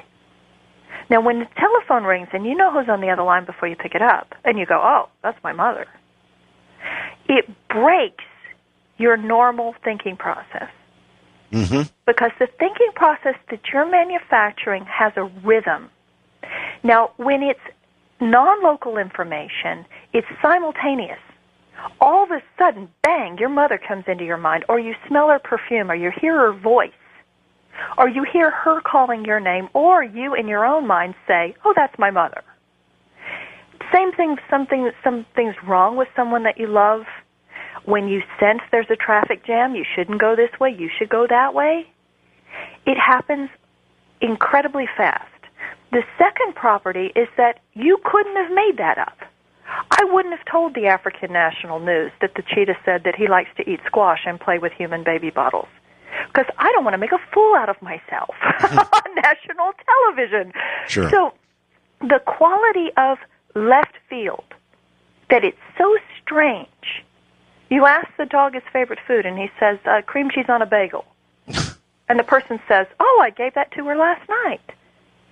So that's the second property. The third property is the level of emotion. If you're with an animal and you get hit with a wave of sadness, or you suddenly get a pang in one of your teeth, and you go, "Whoa, I should have this cat's teeth checked." Or you feel their nausea, or you feel the pain in their lower back. How do you delineate between what the cat's feeling and same problem remote viewers have, and your own imagination? Because you check your instrument first. If you are a completely clear instrument, let's say that you don't have a bad knee, or let's say that you do, and you're aware of that, so you log that information. Then we ask the donkey on the stage. This really happened in London. Incredible story. I had 150 people in a room, and we had a donkey on the stage. And the owner said to me, the guardian, is the donkey in any pain? I look out and I ask the question. I look out into the audience, and dozens of people had one hand over their left jaw. And they were all kind of going, "Ow." It was really obvious. Then I started walking around, and 3 people in the audience had drawn something that looked like a little lightning bolt.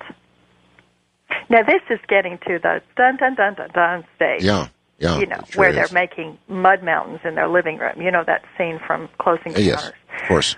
Now, I experience this on a daily basis, that we'll get a group of people, and half of them will come up with the same name. They'll say, "Oh, this cat's favorite other cat is named Baxter." Or, they get something very similar. So I'm used to this. Well, in this case, I asked the group, what happened to the donkey? All these hands go up, and they say her lower jaw on the left side still hurts. One of her teeth is broken. And then the guardian of the donkey said that her horse had kicked the donkey in the mouth, had broken one of her teeth on the lower left side. She'd seen a vet 3 times, and her question was, is the donkey still in pain? Now, that's how available it is. If you check your body and you scan your own body and you say, okay, I know this isn't coming from me. Same thing with your emotions. I'm not projecting this pain on the animal. I'm going to sit in absolute silence and clear out my instrument so that I can listen.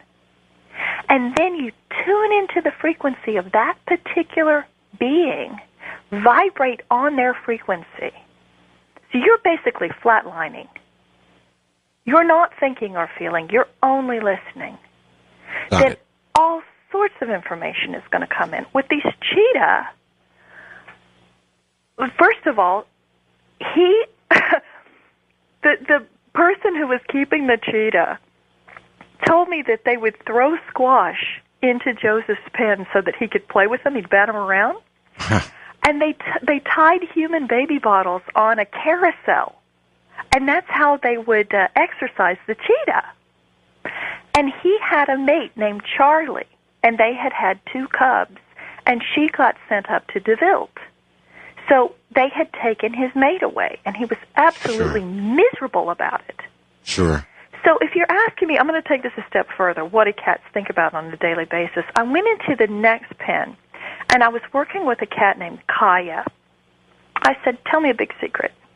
Because, the news is here, and I want to really prove to these people that you are incredibly intelligent and that you can communicate with us. And Kaya said to me, I ran a body scan on him. He was lying down. He hadn't stood up yet. He said, and this is how we can ascertain where the pain is in their body. My focus kept going to his bladder. And I went, ouch, does this still hurt? He said, no, I'm fine now. But I had 2 cases of cystitis. He said, tell the humans thank you. Their medicine worked. I said, when was the last one? He said, January. And I was there in November.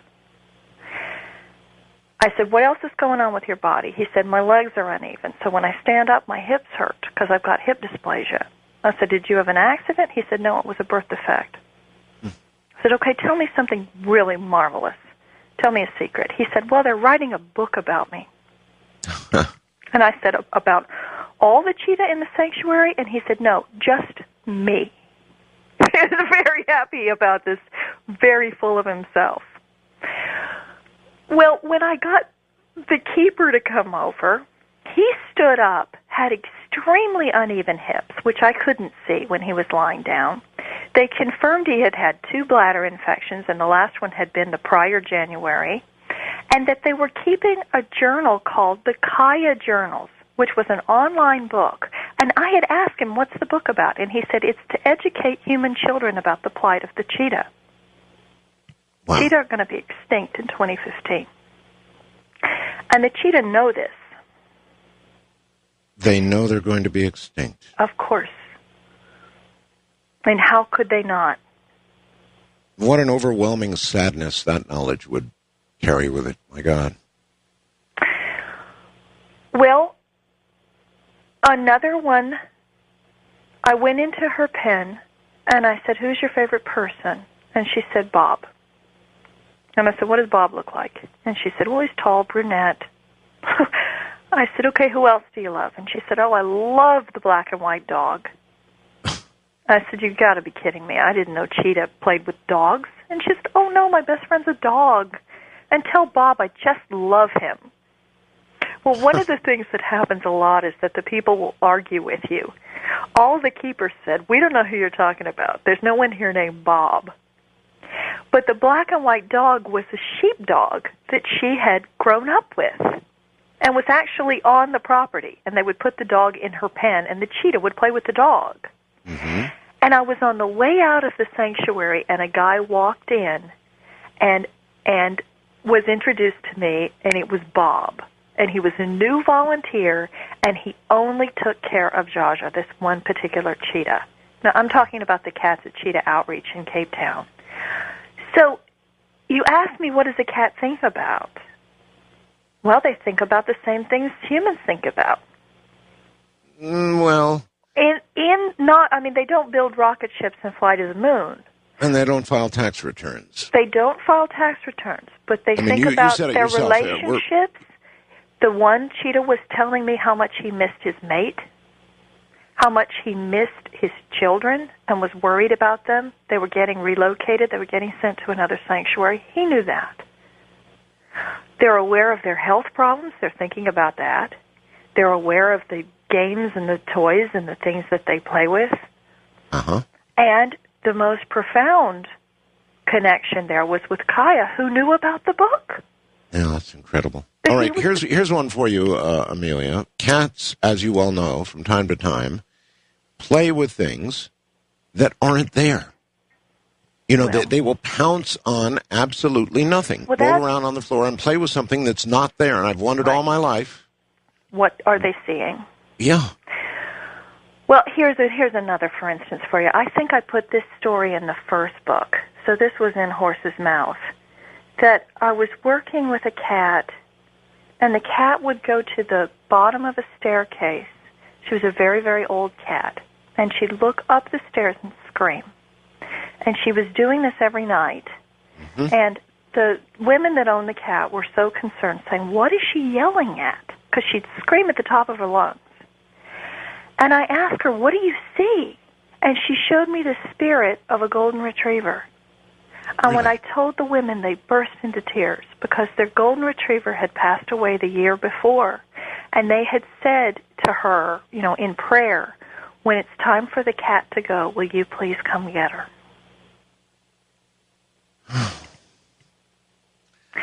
The golden retriever took the kitty. She died very soon after that. So it was getting close to her time.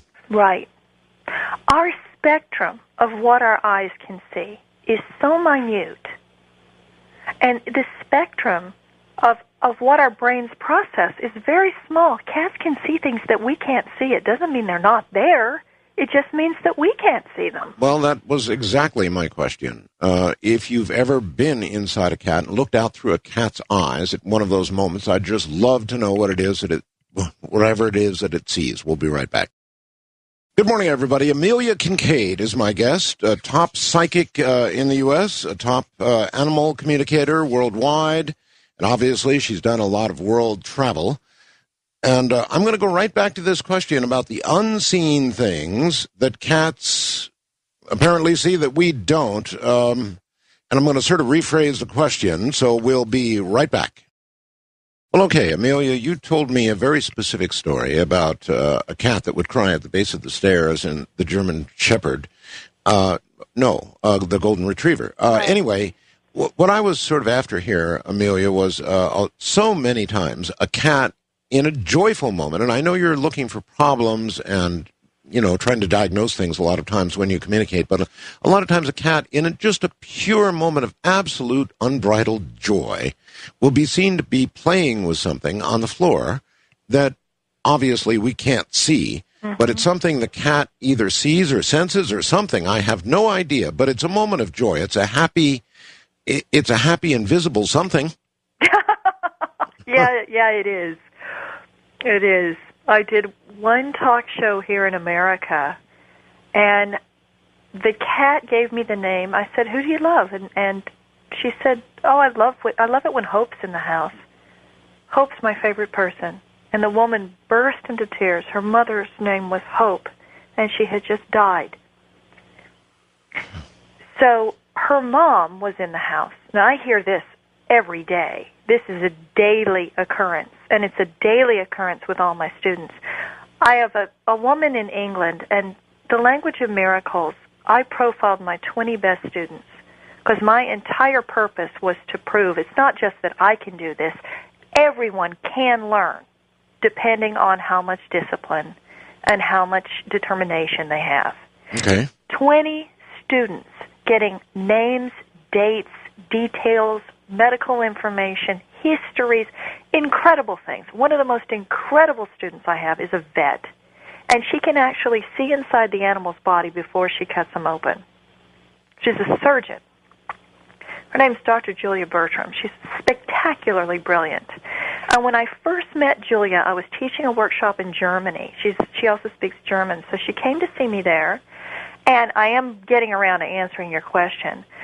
We had a cat on the stage, and I said, "Who does the cat love?"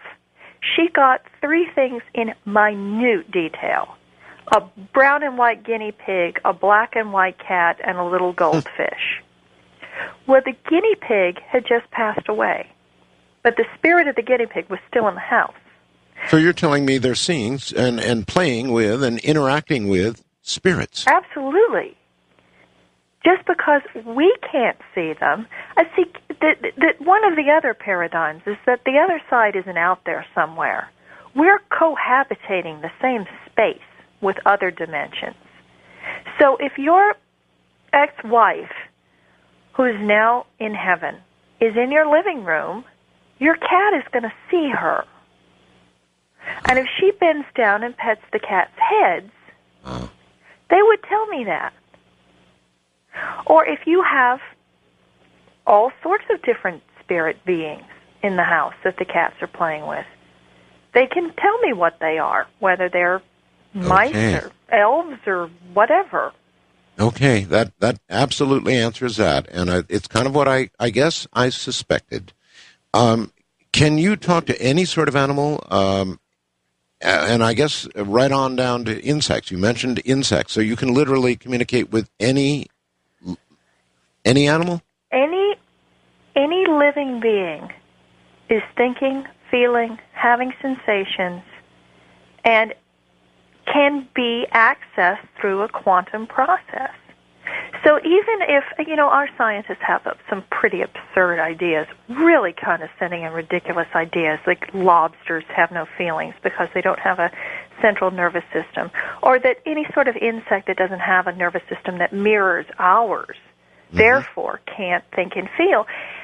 Well, unless you can actually talk to them and find out directly, what does a cricket feel? What does a rat feel? How much can a mouse feel? I have one story, and I think this is in the Language of Miracles, where I was talking to rats. And the rat said to me, "Tell Mommy that I'm with Susie." And Susie, and explained to me that it was a blonde woman who had passed away. The rat that I was talking to was in spirit. She had passed away. And then the woman told me that her mother's name was Susie, and that she was blonde, and laughed and said, "Well, the rat can possibly be with my mother. My mother hated rats." But every living being can be accessed, and you can have a conversation. Okay.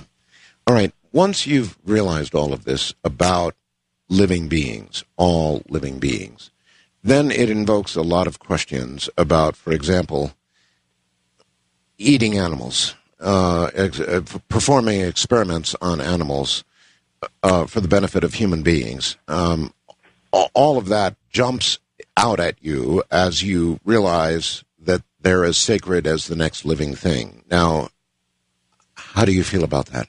I think that it's going to take a lot of time. And over the decades, things are gradually starting to evolve, if we're here long enough to even have things evolve. I'm a big believer in free-range food. And I think there's a big difference between having some animal that was factory farmed. There's a difference between death and torture. We're all going to die. And I'm not promoting the people out there that are going to live their life off steak. But the point being, if an animal is tortured every moment of its life, I'm more concerned about the quality of their life than the quantity of life. Mm-hmm. I think there's a big difference between a lamb that was standing by the side of the road out in a beautiful field with its family under the stars in the rain in New Zealand and a lamb that is in a factory farm being tortured daily. I don't think we have the right to do that. I am 100% anti-vivisection. That means I don't believe in laboratory animals at all, under any circumstances. Yeah, well, once you embrace the rest of this, you would have to feel that. Yeah, I don't think we have the right to torture other animals. And so much of the research about vivisection indicates it doesn't work anyway. There are over 100 types of cancers that can be cured in rats that can't be cured in humans. Things don't necessarily cross species lines the way that we think they do. And if we could learn how to simply tune in, they could teach us, and we could learn more about our bodies by using our intuition. Maybe you can answer this. Obviously, or at least, on the outside, some animals are clearly, from our perspective, more intelligent than other animals. Is that, in fact, true? And as you talk to these animals, is that apparent to you? I don't believe in that kind of hierarchy. And I think if we're judging it against human intelligence, if we're comparing it to, is this fox as intelligent as a human? Well, it may be the most intelligent fox within the arena of what it means to be a fox, or to be a badger, or to be a sparrow. It's a completely different paradigm. Our idea of intelligence is a hierarchy that simply doesn't work. That's yesterday's science. And so much cruelty has been rationalized in the name of that we're more intelligent than they are. No, we're not. Some of the most intelligent conversations I've ever had in my life were with rats. With rats? Rats are incredibly emotional and intelligent beings. And the fact that cats are in laboratory animals, are in labs, it's just the work. If there is a devil, it is his work. So you can't measure things from a human perspective of intelligence, and you might find a rat to be as intelligent or able to convey ideas to you as much as a cat or a dog? Absolutely. And when we do embrace that, and we're able to reach out and say, what can you teach me? We can learn more from elephants and from lions and from deer. I mean, they all have things that they need to teach human beings. And we've put them beneath us. Therefore, we can't learn from our environment. We certainly aren't protecting our environment. We're not doing anything. No, we don't seem to be. That's for sure. Champion and cherish these beings that are dependent on us. All right. You have something called X-ray vision, or what you call X-ray vision. Is that fair to say? It's fair to say, and that's what I'm talking about when I said the vet can see inside the body. Right. Okay, let me give you a thumbnail sketch of this. Let's say that we're looking at a horse, and we're going to do a medical scan on that horse. That means we're going to go into the body of the horse and very, very gently and slowly feel our way through that body, only with the horse's permission. Because sometimes animals don't want to do that. Mm-hmm. But if they do want to do that, every organ is vibrating at a particular frequency. So it's as if it's all in harmony like a band. The liver could be the string section, and the stomach could be the flutes. I mean, it's a crazy analogy, but it works. Now, let's say that one of those organs is out of balance. So it's not vibrating at the proper level where it should be. It's going to be out of tune, or it's going to feel off. If there's cancer in the body, it's going to be like there's timpani crashing over the flute solo. So if there's something wrong within the energetic field, you're going to feel it. Okay, well, this is obviously at the very next level. In other words, establishing some kind of communication in the way you described earlier in the crash course And now what you're describing is going to be the next level of learning, because you're talking about sort of scanning and recognizing individual organs that are not vibrating at the right level. Mm-hmm. And you'll get little tinges of pain or discomfort or nausea in your own body. Now, the first level really is a mental ping pong, where we do something very simple, like what color is the dog's food bowl? We may have 100 people in the room, and so many people say blue and white, blue and white, blue and white, blue and white. The exceptional student may say blue and white striped with a little brown bone in the center of the ceramic bowl.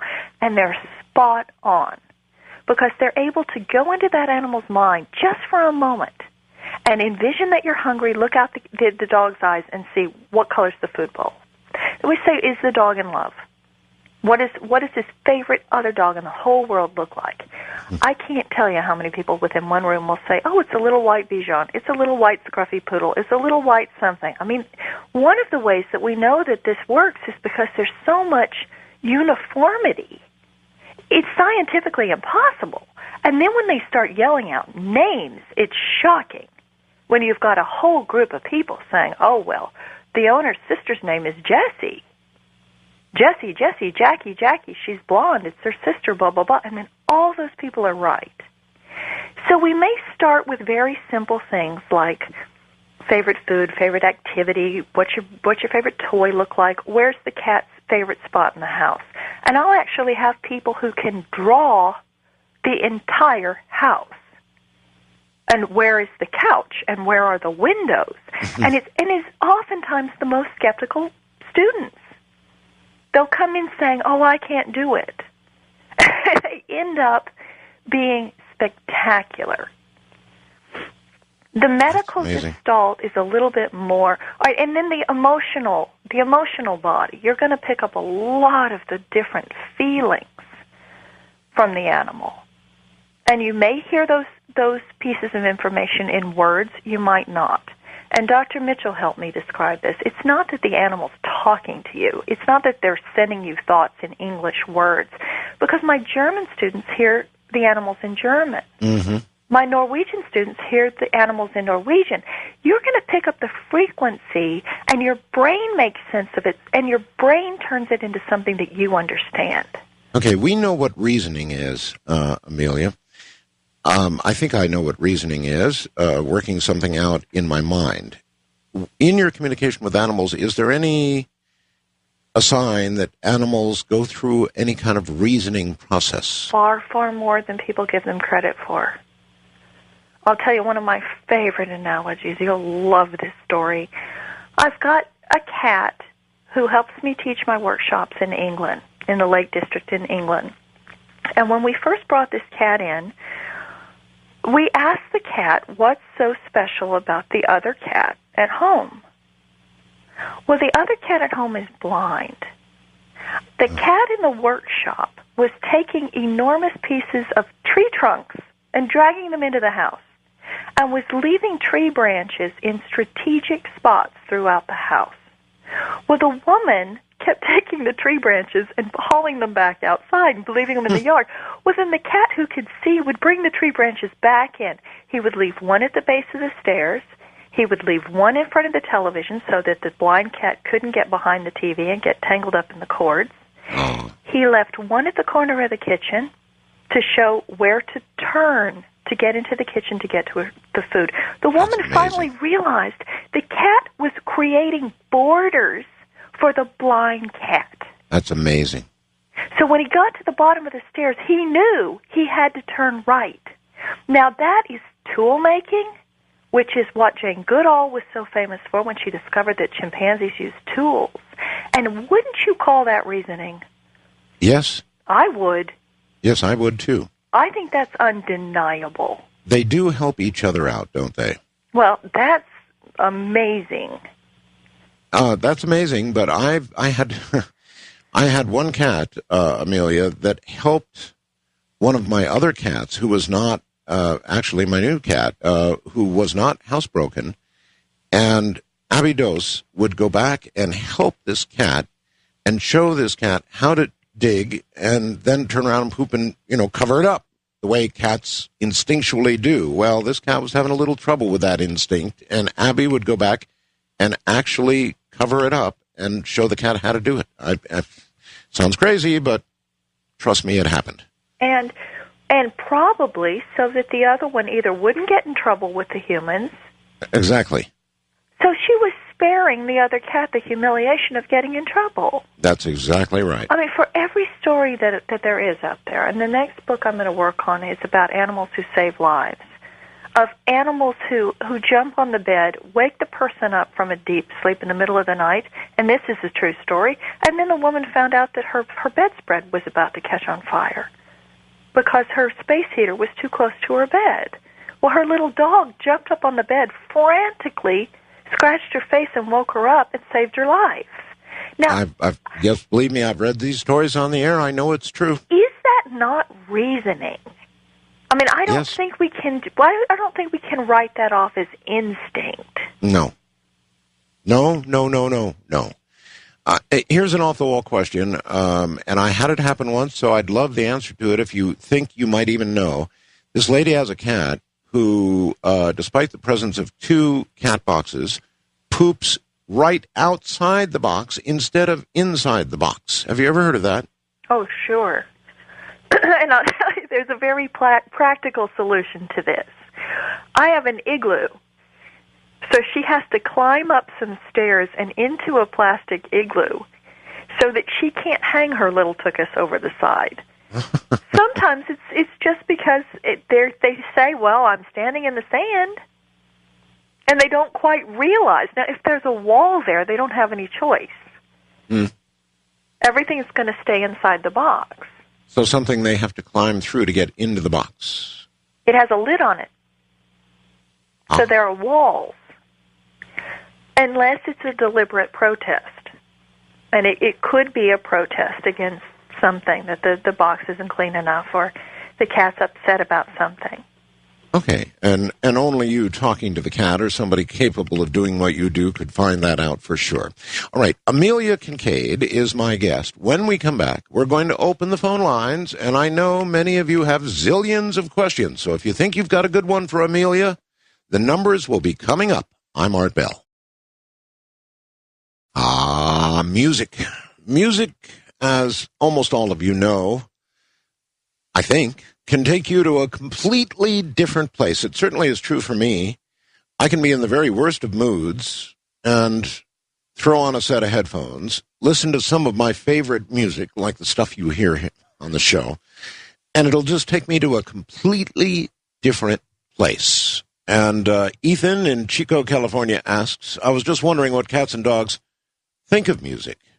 Do they enjoy it? Do they understand what it is? Do they, I would add, get taken to a different place in the way we do? We'll ask Amelia in a moment.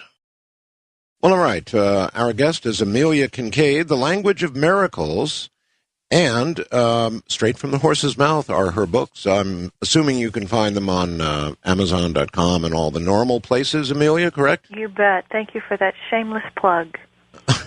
No problem. I love it. Thank you for being here. What about music? Well, they absolutely love it, but not all animals like the kind of music we think they like. If there's a piano in the house, the cats are going to tell me about it. Cats love piano music. I've always had jazz cats myself.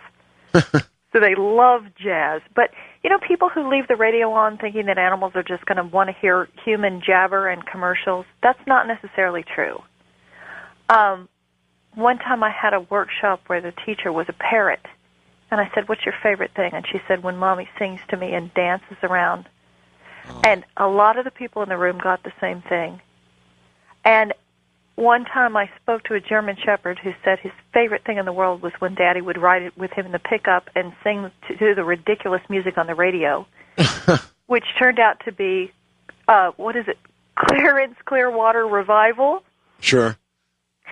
And my own cat, Mr. Jones, who was one of the stars of The Language of Miracles, who's now in heaven, his favorite piece of music And the only song he would ever sing along to was Chopin's Nocturne in E minor. And whenever I played this one particular song, I promise you, I'm not making this up, my big Maine Coon cat would come out and meow along to it. That's what I've got, by the way. I've got 2 Maine Coons. Oh, they're so close to my heart. They're brilliant cats. They're very smart. They're very, very special, magical All right. cats. I've got a lot of people who want to talk to you, so let's see what we've got out there. Mike in Ohio, you're on with Amelia Kincaid. Hi. Good evening, Art and Amelia. Hi, Mike. Hi, Art. I have 4 cats inside and at least 3 outside that I take care of. Yes. Amelia, it was either Edgar Casey or Seth that said that the sphinxes of Egypt, which there are many of, represented that the soul was drawn here initially to the cat's body. Then after reincarnating, could the soul inhabit a human body? So, Amelia, I wondered if you had ever experienced anything that would verify that idea. All the time. And this is so controversial. And it also eliminates that idea of human hierarchy in a food chain. If I'm working with animals who are telling me that they used to be human, or if I've got a horse that says it used to be a cat, or a cat that says it used to be... Now, this happens all the time. Very controversial. You obviously believe in reincarnation. Oh, sure. And you believe in cross-species reincarnation. I didn't set out to prove that. And even when I wrote the first book, I didn't think that that was true. I thought that animals pretty much stayed within their own species boundaries. And then, over time, I've seen it happen too often. And I had one gal who came to me for a reading years ago, and her little dog said that, no, I'm sorry, her ferret said that it used to be a black and white dog that had died the year before. And the girl burst into tears and said that the reason... And the spirit told me that it came back as a ferret because she wasn't allowed to have dogs in her new apartment building. So he wanted to be with her, and he had to take another form, so he came back as a ferret. They'll come back in any form that they can in order to be close to us. That's remarkable. And the African shaman believe, and have always believed, that their ancestors are lions. And that the lions are sacred beings, and I work down there with those shaman. And they do believe that humans and lions are interchangeable. And even Casey didn't necessarily believe that all species can reincarnate as other species, although I think that now we can. But that dolphins and humans were interchangeable. Wow. Which means we better take a closer look at how we're taking care of them. I guess so. David in California, you're on with Amelia. Amelia, first-time caller. I love listening to what you're talking about. I had a finch come to me one day and come in my bedroom, fly in my house, needed healing, and I'm a healer. And I healed it, and when it left in the morning, I carried it out in my hand, and it was ready to go. It was healed. And it turned and looked at me, and I could almost hear its voice and said, thank you. Now, my question that I wanted from that time to get better at speaking to the animals, I feel very awkward at speaking with them. What, if you could give a little more detail of exactly how you accomplish that, what is exactly going on in your thinking and what you're feeling at those moments when you're speaking to these animals? Trust your first impulse. When the information comes in from the outside, it's lightning fast, and you're going to get a flash of a picture, a word, a feeling, a taste, a sensation. It's subtle and it's quick. And if you learn how to send a thought, isolate one single thought as your question, send that thought, and then go black. Move into that silence inside your own heart, where you're sitting in absolute quiet, feeling nothing but love. The information comes flying in. And then you learn how to listen to things that are moving that quickly on such a subtle frequency. All right, Amelia, let's say you're in a house with 3 cats, as I am, and you want to specifically speak with or understand the feeling of just one cat. Once you're in the place that you described in the crash course earlier, is it merely your intent that will establish the communication with the animal you want to establish the communication with? Is it just your intent that will enable that? It's your intent. You're directing your consciousness. So you're directing that flashlight into that particular cat. Now, what's going to happen is they're going to yell over each other. But one of them's going to say, yeah, well, I don't care what he thinks because what I want is this. And you never listen to me, Daddy, because I've been trying to talk to you all along, and what are you doing? They will do that. Okay. All right, and you will hear that. And pretty soon you're going to have a party line with all three cats saying, oh, my God, he's listening. Yeah. For the first time, we're all going to talk at once. Right. That's kind of where I was going with that question about whether they are suddenly aware and even shocked by... They're shocked. The first thing that happens every time I walk... If I go into a zoo, the animal's going to say to me, why can you hear me? Yeah. The orangutans, the gorillas, they're going to say, why can you hear me? Okay, Margie in Oregon, you're on with Amelia. Hi, Amelia.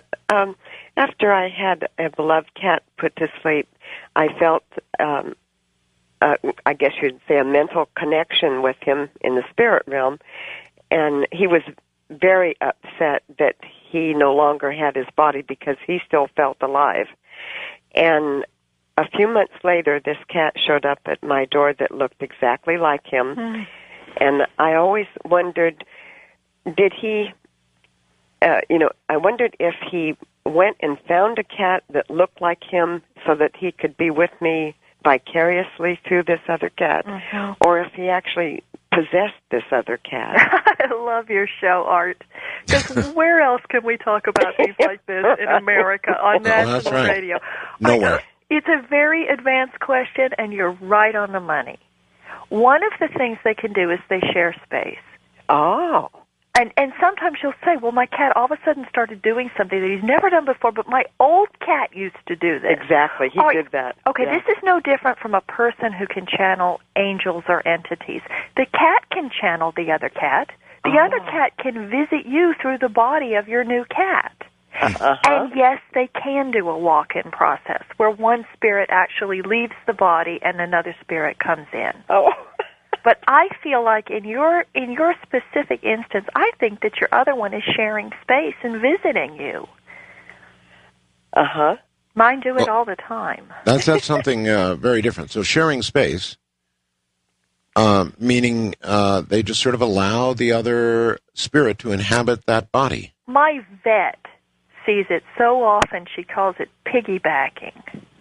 That the one that just died comes into the body of the one that you have. And these are the things that I hear all the time. That the new cat has never jumped into the bathtub and played with the water. The old cat used to do it every day. Yeah. The old cat dies, and all of a sudden the new cat jumps into the bathtub and plays with the water. All right, Daniel in Houston, you're on with Amelia. Hi. Amelia, how you doing? Hi, Daniel. I got kind of a weird problem, I guess. I've got one of these automatic cat box cleaners. And they don't like those very much. They hate them. Oh, my God, they hate them. How's that working out for you? Well, mine is working out fairly well, except for the old man in the house, who I've had about 10 years. He's a Siamese cat, and his name is Worf.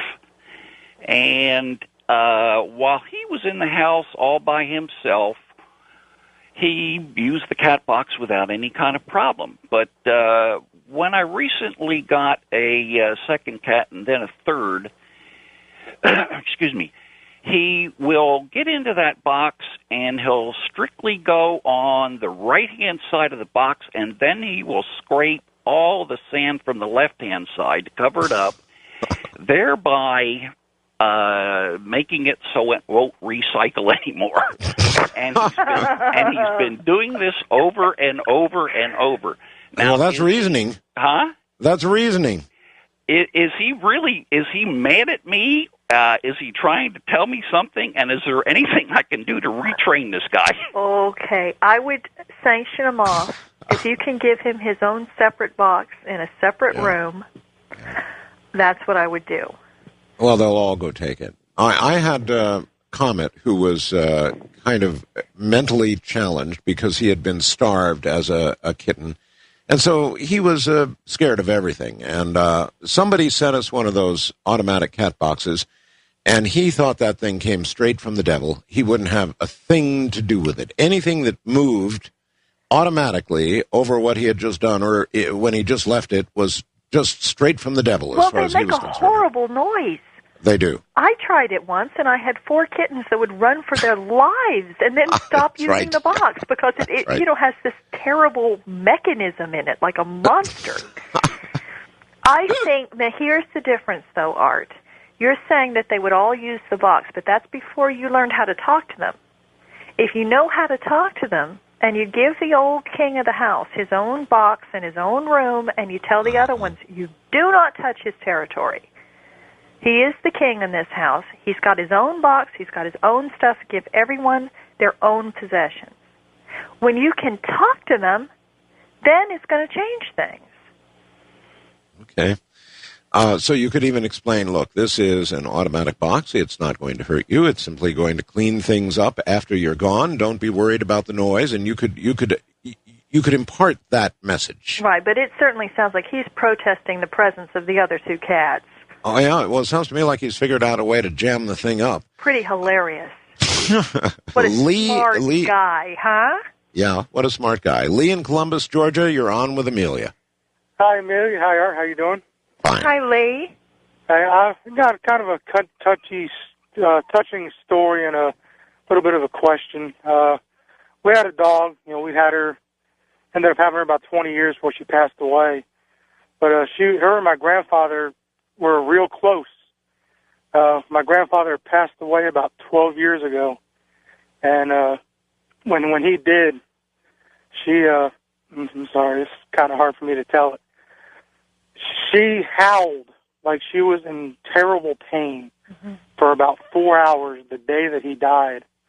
We lived in Georgia, and he lived in New Jersey. And, we didn't tell her that he died, if they were coming to visit, we'd tell her he's coming to visit. She'd get all excited. And they said she howled when he died, and the day of his funeral, she was with a friend of ours, and he told us that all day she would not stop howling at all. The whole day, like she was in pain, like, her heart was ripped out.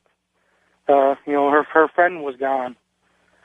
But, my question for you would be, me and my wife had a rabbit. It passed away, and my grandmother had a stroke. And, they were shocked that she survived. About 2 weeks after she had her stroke, the rabbit passed away. And I've always heard that that close family animals will give up their lives almost to save a human life. Do you believe in that? Absolutely. And see, these stories, I could go on for years and years and years saying animals can think and feel and telepathy is real, and then you can prove it to me in one story by saying that a dog that wasn't even in the same state as the man, it cries all day the day that the man dies.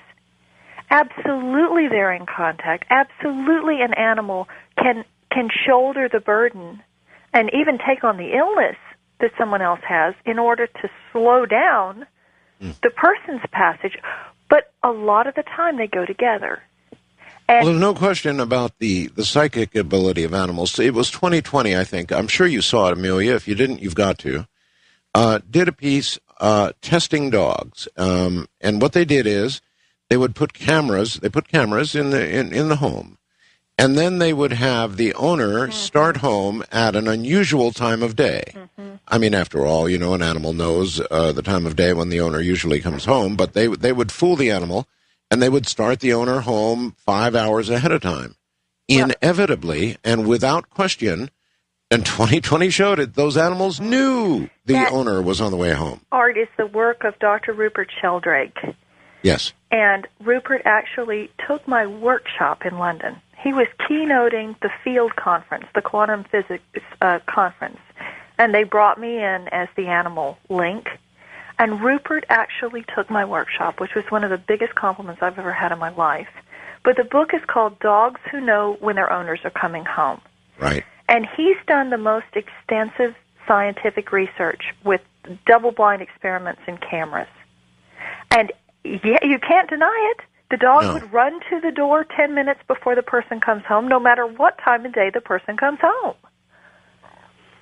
Is it because, Amelia, because they don't have the busyness that we humans have, that their psychic abilities are naturally enhanced, naturally stronger than ours?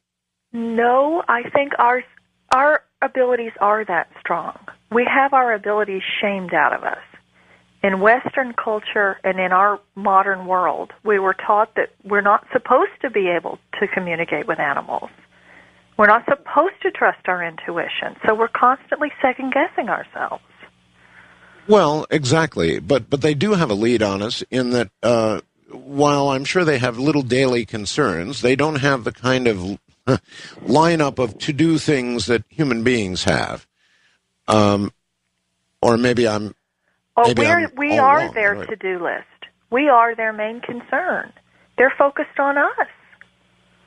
Okay. And how much they love us. That's all they think about all day. That's unconditional love. Amelia Kincaid is my guest. Ladies and gentlemen, if you have a question for her, you know the portal numbers. From the high desert and the great American Southwest, I'm Art Bell.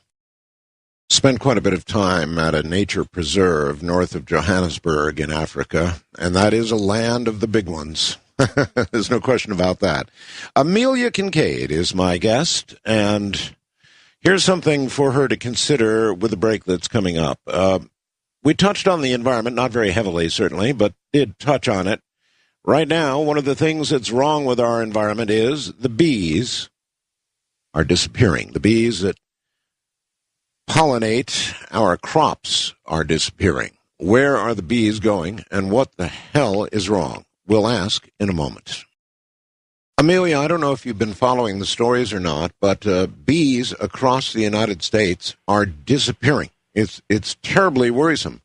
They pollinate very important crops for us, and perhaps you haven't seen the stories and haven't had a chance to speak with a bee lately, but we'd sure like to know what's going on. Wow, that's fascinating. I'm actually going to have bees in my workshop in England this summer for the first time. And I haven't followed that because I'm not in the country very often. But our ecosystem is so fragile, and what we're doing as we disturb everything through global warming and pesticides and pollution, we throw off the balance. And Mother Nature is an equilibrium-seeking creature. Mm-hmm. So she's constantly trying to heal herself. So she's trying to set things right. I mean, my first instinct would be that it has to do with fertilizer and pollution and pesticides. That's probably right on, I would imagine. Something to them must not smell right. You know, one of the most amazing new discoveries in medicine right now is about wasps. That not only do they have dogs that are sniffing cancer, there are wasps being trained to sniff cancer, bombs, and dead bodies. Wow. And they do it with a sugar substance. So they're giving them a treat, and the wasps are actually able to smell cancer. So they must have such an acute sense of smell. And my first instinct is that something doesn't smell right. Okay, well, if you get a chance to commune with a bee, please let us know. It's very, very worrisome, and you might look into it when you get an opportunity. They're disappearing all across the country. Wow. Joan in New York, you're on with Amelia. Hi, Art and Amelia. Thank you so much for taking my call, and good morning. Good morning. I have a 14-year-old little male peekapoo who's sleeping right here next to me. He's 10 pounds. His name is Pumpkin, and he's ready to cross over. I just want to mention a little something about him. I had a profound past life experience where I was a walking teacher in the Holy Land, and when I went to cross over, I sat down beneath a very huge tree, and I put my staff down, which I carried with me when I went from place to place. And as I felt my own energy leave my body, the energy out of the staff came out and moved with me, and to my amazement, it was Pumpkin who is with me now, and I knew instantly that he was my constant companion then in that life as he is in this life. Now, what's happening with Pumpkin is he is choking and coughing and having spasms in the throat, and I wanted to know how 3 times the vet wanted us to put him down, but I didn't feel he was ready to go. I wanted to know how I could make him as comfortable as possible. And how do you know? Friend. And how do you know when your animal's ready? Right. Ask him to give you a sign so that he can let you know when he's ready to go. And he will. He'll let you know. He'll let you know. Now, whether that's crying out in the middle of the night, that's the most common thing. Whenever they're about to cross, they see spirits who come for them at 3 or 4 a.m. Yeah. And they usually pass in the early morning hours. But you can call your angels, your ancestors, to come take him. And this is going to go in the most perfect divine timing. And he's going to have a beautiful, peaceful passage. And I do feel it soon. I think you're right about that. Okay. Jenna in Washington, you're on the air with Amelia Kincaid. Hi. Hello, Art and Amelia. Thank you for taking my call. I really appreciate it. I'm calling tonight because our dear cat Simba disappeared in December. And in the past few weeks, we've received a few phone calls of possible sightings of her around 1 mile from our home. And I want to know, what can I do to bring her home? I mean, I'm feeling confused about it. Does she not want to come home? Can she not find her way? Is it really her that they're seeing? And I'm putting all my energy out there to visualize her coming home safely. And my whole family have had dreams of her coming home safely. And I was just really excited to hear the topic tonight and want to know, yeah. You're in your most receptive state right before you fall asleep at night. Okay. So right before you fall asleep at night, reach out to her in your mind. And from a physical standpoint, one of the things you can do is turn on your porch lights or flicker the porch lights and say, run toward the flickering light. Okay. Now, if you upset her in some way, do you know of a reason that she would have left? A possible reason. She left Christmas Eve, and the night before I was really upset at FedEx, and I was screaming on the phone. And 2 months before that, we brought a new puppy home. Oh. So there's a couple possible reasons. Yeah. Well, the dog is more likely. Okay. But you can speak to her, listen to her right before you go to sleep at night. And if you need to negotiate that dog's going to be put out of her space so that she can have her castle back, okay, then you can negotiate this. Great. Okay, well, that brings up another topic. For example, Amelia, if you have 2 cats and you bring a third into the mix, as I did not long ago, you're in for, 2 or 3 months of... hell. Well, yes. Yes. Yeah, hell. Yes.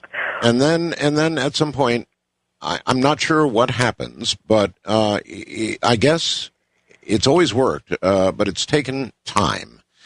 And finally, they all are friends, and they will all sort of curl up in one big cat bundle together now, but it's taken a long time. Well, it does. It does. Is there a way to hurry that process along? Well, no. Not really.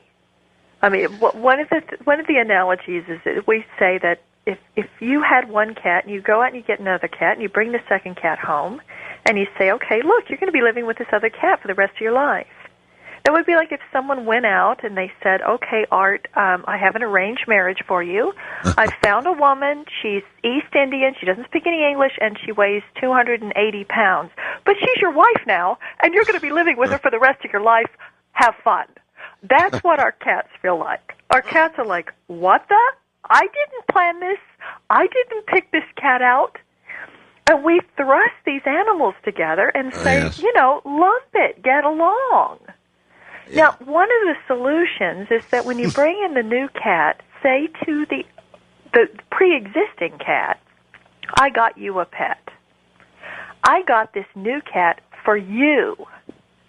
So you teach the new cat all the house rules. You're in charge. You're still in command. It's your territory, but you teach them everything about how to live here, how to help the people, how to get along in this household. Yeah, that would make sense to a cat, all right. It does make sense, and it does work better. Jennifer in Tennessee, you're on the air with Amelia. Hi. Hi, good morning, both of you. Good morning. Yes, I am visually impaired, and I have had several pets and been acquainted with several other animals, and it has been my experience that within I'd say up to the maybe third or fourth time I've seen that animal, a particular animal, they will realize that I have a disability and will tend to either look out for me or realize that they need to stay out of my way, otherwise they may get stepped on. And that just, to me, shows extreme intelligence, because there are people who can see, there are humans who can see who don't realize that. Yeah. Interesting. Isn't that amazing? I'm so glad you called. I had a guy come to one of my seminars who was a Navy captain, and he trained seeing eye dogs for the blind. And he said it was a regular occurrence that the humans would say, oh, I see this, I see that, I see, landmarks in the neighborhood, that there was no way that they could know were there. And when he said, how is it that you could see those? The people say, well, I saw it through the eyes of the dog. Or, even the dog. I've had a service dog before, and I'll tell you this, he was the closest friend I have ever had. Oh. And I had to return him due to circumstances out of my control. But for the 2 years that I was with him, I never felt alone, and I never felt unsafe. How beautiful. Well, I guess, Amelia, somebody in her condition, if they could learn to do what you do, could actually see through the eyes of their companion, yes? Right. Yeah, I worked with children in Mexico City this last summer that were not only blind, but they were also deaf. And there are animals that can help guide these kids. And if the children can actually learn how to be more in tune telepathically with the animal, of course that child's going to be safer. Well, say. All right. Kathleen in Applegate, Oregon, you're on with Amelia. Hi. Hi, Art and Amelia. What a great program. I'm just loving this. I have a spirit medicine and interspecies communication practice myself in Oregon, and I agree with Amelia that the animals are here to teach us. And my question, given the grim state of the world, with what the humans are doing to themselves and to the planet, what are you hearing from the other species, Amelia, about how we can save ourselves and the planet? In my daily interspecies work, including with my neighbors, the Sasquatch family, I'm really getting that it's dropping into our hearts, that there's no substitute for that. It really is a work of the heart. And I just wanted to hear what you were getting from the other species. Well, we're here at 10 minutes to 2. We're going to cut to the chase. I think what we're doing on this planet is we're educating people for the next planet. I think we're educating people to learn how to take care of a planet, live in harmony with the world, the water, take care of their atmosphere, take care of their trees, take care of their animals. Because this is just one blink in time in eternity. And we can't either colonize Mars or go anywhere else with the education level that we have. Because what we've done is we have completely trashed and destroyed our planet. So what would make the next world any better than this if we don't learn something new? And what this is at this moment is a last-ditch educational effort to try to raise consciousness as quickly as possible. and get people to learn how to love and care for their other living beings. Yes. But it's not just for Earth. It's for eternity. Yeah, and for our souls. Billy in Iowa, you're on with Amelia. Oh, good morning, good morning, good morning. I have a question. I tend to bring home a lot of the stray cats, and I help them and try to find homes for them and everything. And I made the mistake of bringing home one cat that was sick. She has feline AIDS, and there's no vaccination. There's no cure for it. Right. And all 7 of my cats that I've had for a couple of years now have been exposed to that. So I'm scared to death that it is a death sentence for all of them. And the one, I took the cat in, they put her down, and it's like the vet said that I should just have them all put down to avoid. Oh gosh, no, absolutely not. Okay, and it's like it's been absolutely okay. They develop immunities more than we give them credit for. Now they're out being exposed to cats that have leukemia and cats that have AIDS. Now this is no different from a human virus. You're not going to catch every virus you're exposed to. If you were, we'd all be dead. Right. Okay, we're exposed to things every day. What I would do in your situation, I'd put them on some really good vitamins, and you can get vitamins at PetSmart or Petco. Boost their immunities. There's a herb called olive leaf. And what is it called? Olive leaf. And okay. It's the only thing that we know of that is antiviral, antifungal, and antibacterial. It helps fight viral infections and just boost the immune system. And tell those kitties every day, you're strong, you're healthy, you're fabulous in every way, you have perfect, radiant, dynamic health, you're not going to get sick. Yeah, it's like I've been crying and telling them that I am so sorry, that I did this to you. Well, maybe you haven't. Now, should the other cats at some point, Amelia, be tested? I would, but at this point, just because they've been exposed to it does not mean they're going to get it. How soon would she likely know if they've got it? If there are any symptoms.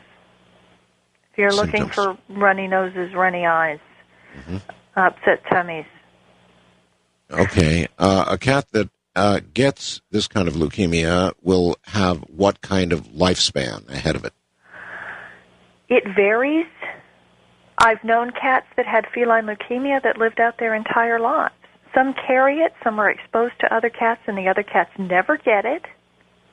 It's not a death sentence. Okay. All right. Ashley in Michigan, you're on with Amelia Kincaid. Hello. Hi. I always wanted a dog, but unfortunately we live close to a highway, so we always have chosen against that. Well, I ended up getting a kitten, and she's about a year old now, and she plays fetch. And she, I love that. literally brings, those little milk cap rings, that the rings when you untwist the milk jug? Yeah. They come off. She just loves those. Those are her favorite toys. And I was just wanting to let everybody know that, you don't need to go buy your cat toys that they're not going to play with, because there isn't a cat I haven't known that doesn't love these. Well, you know what? I think you're so right about that.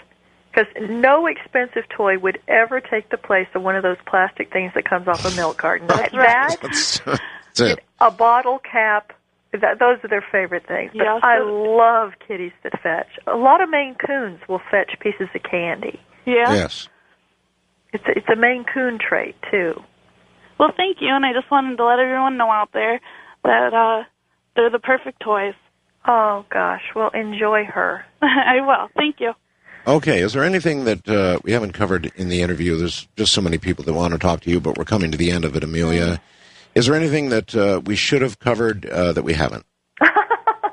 Well, we could do about another 426 hours, I think. This went by quicker than any interview I've ever given in my life.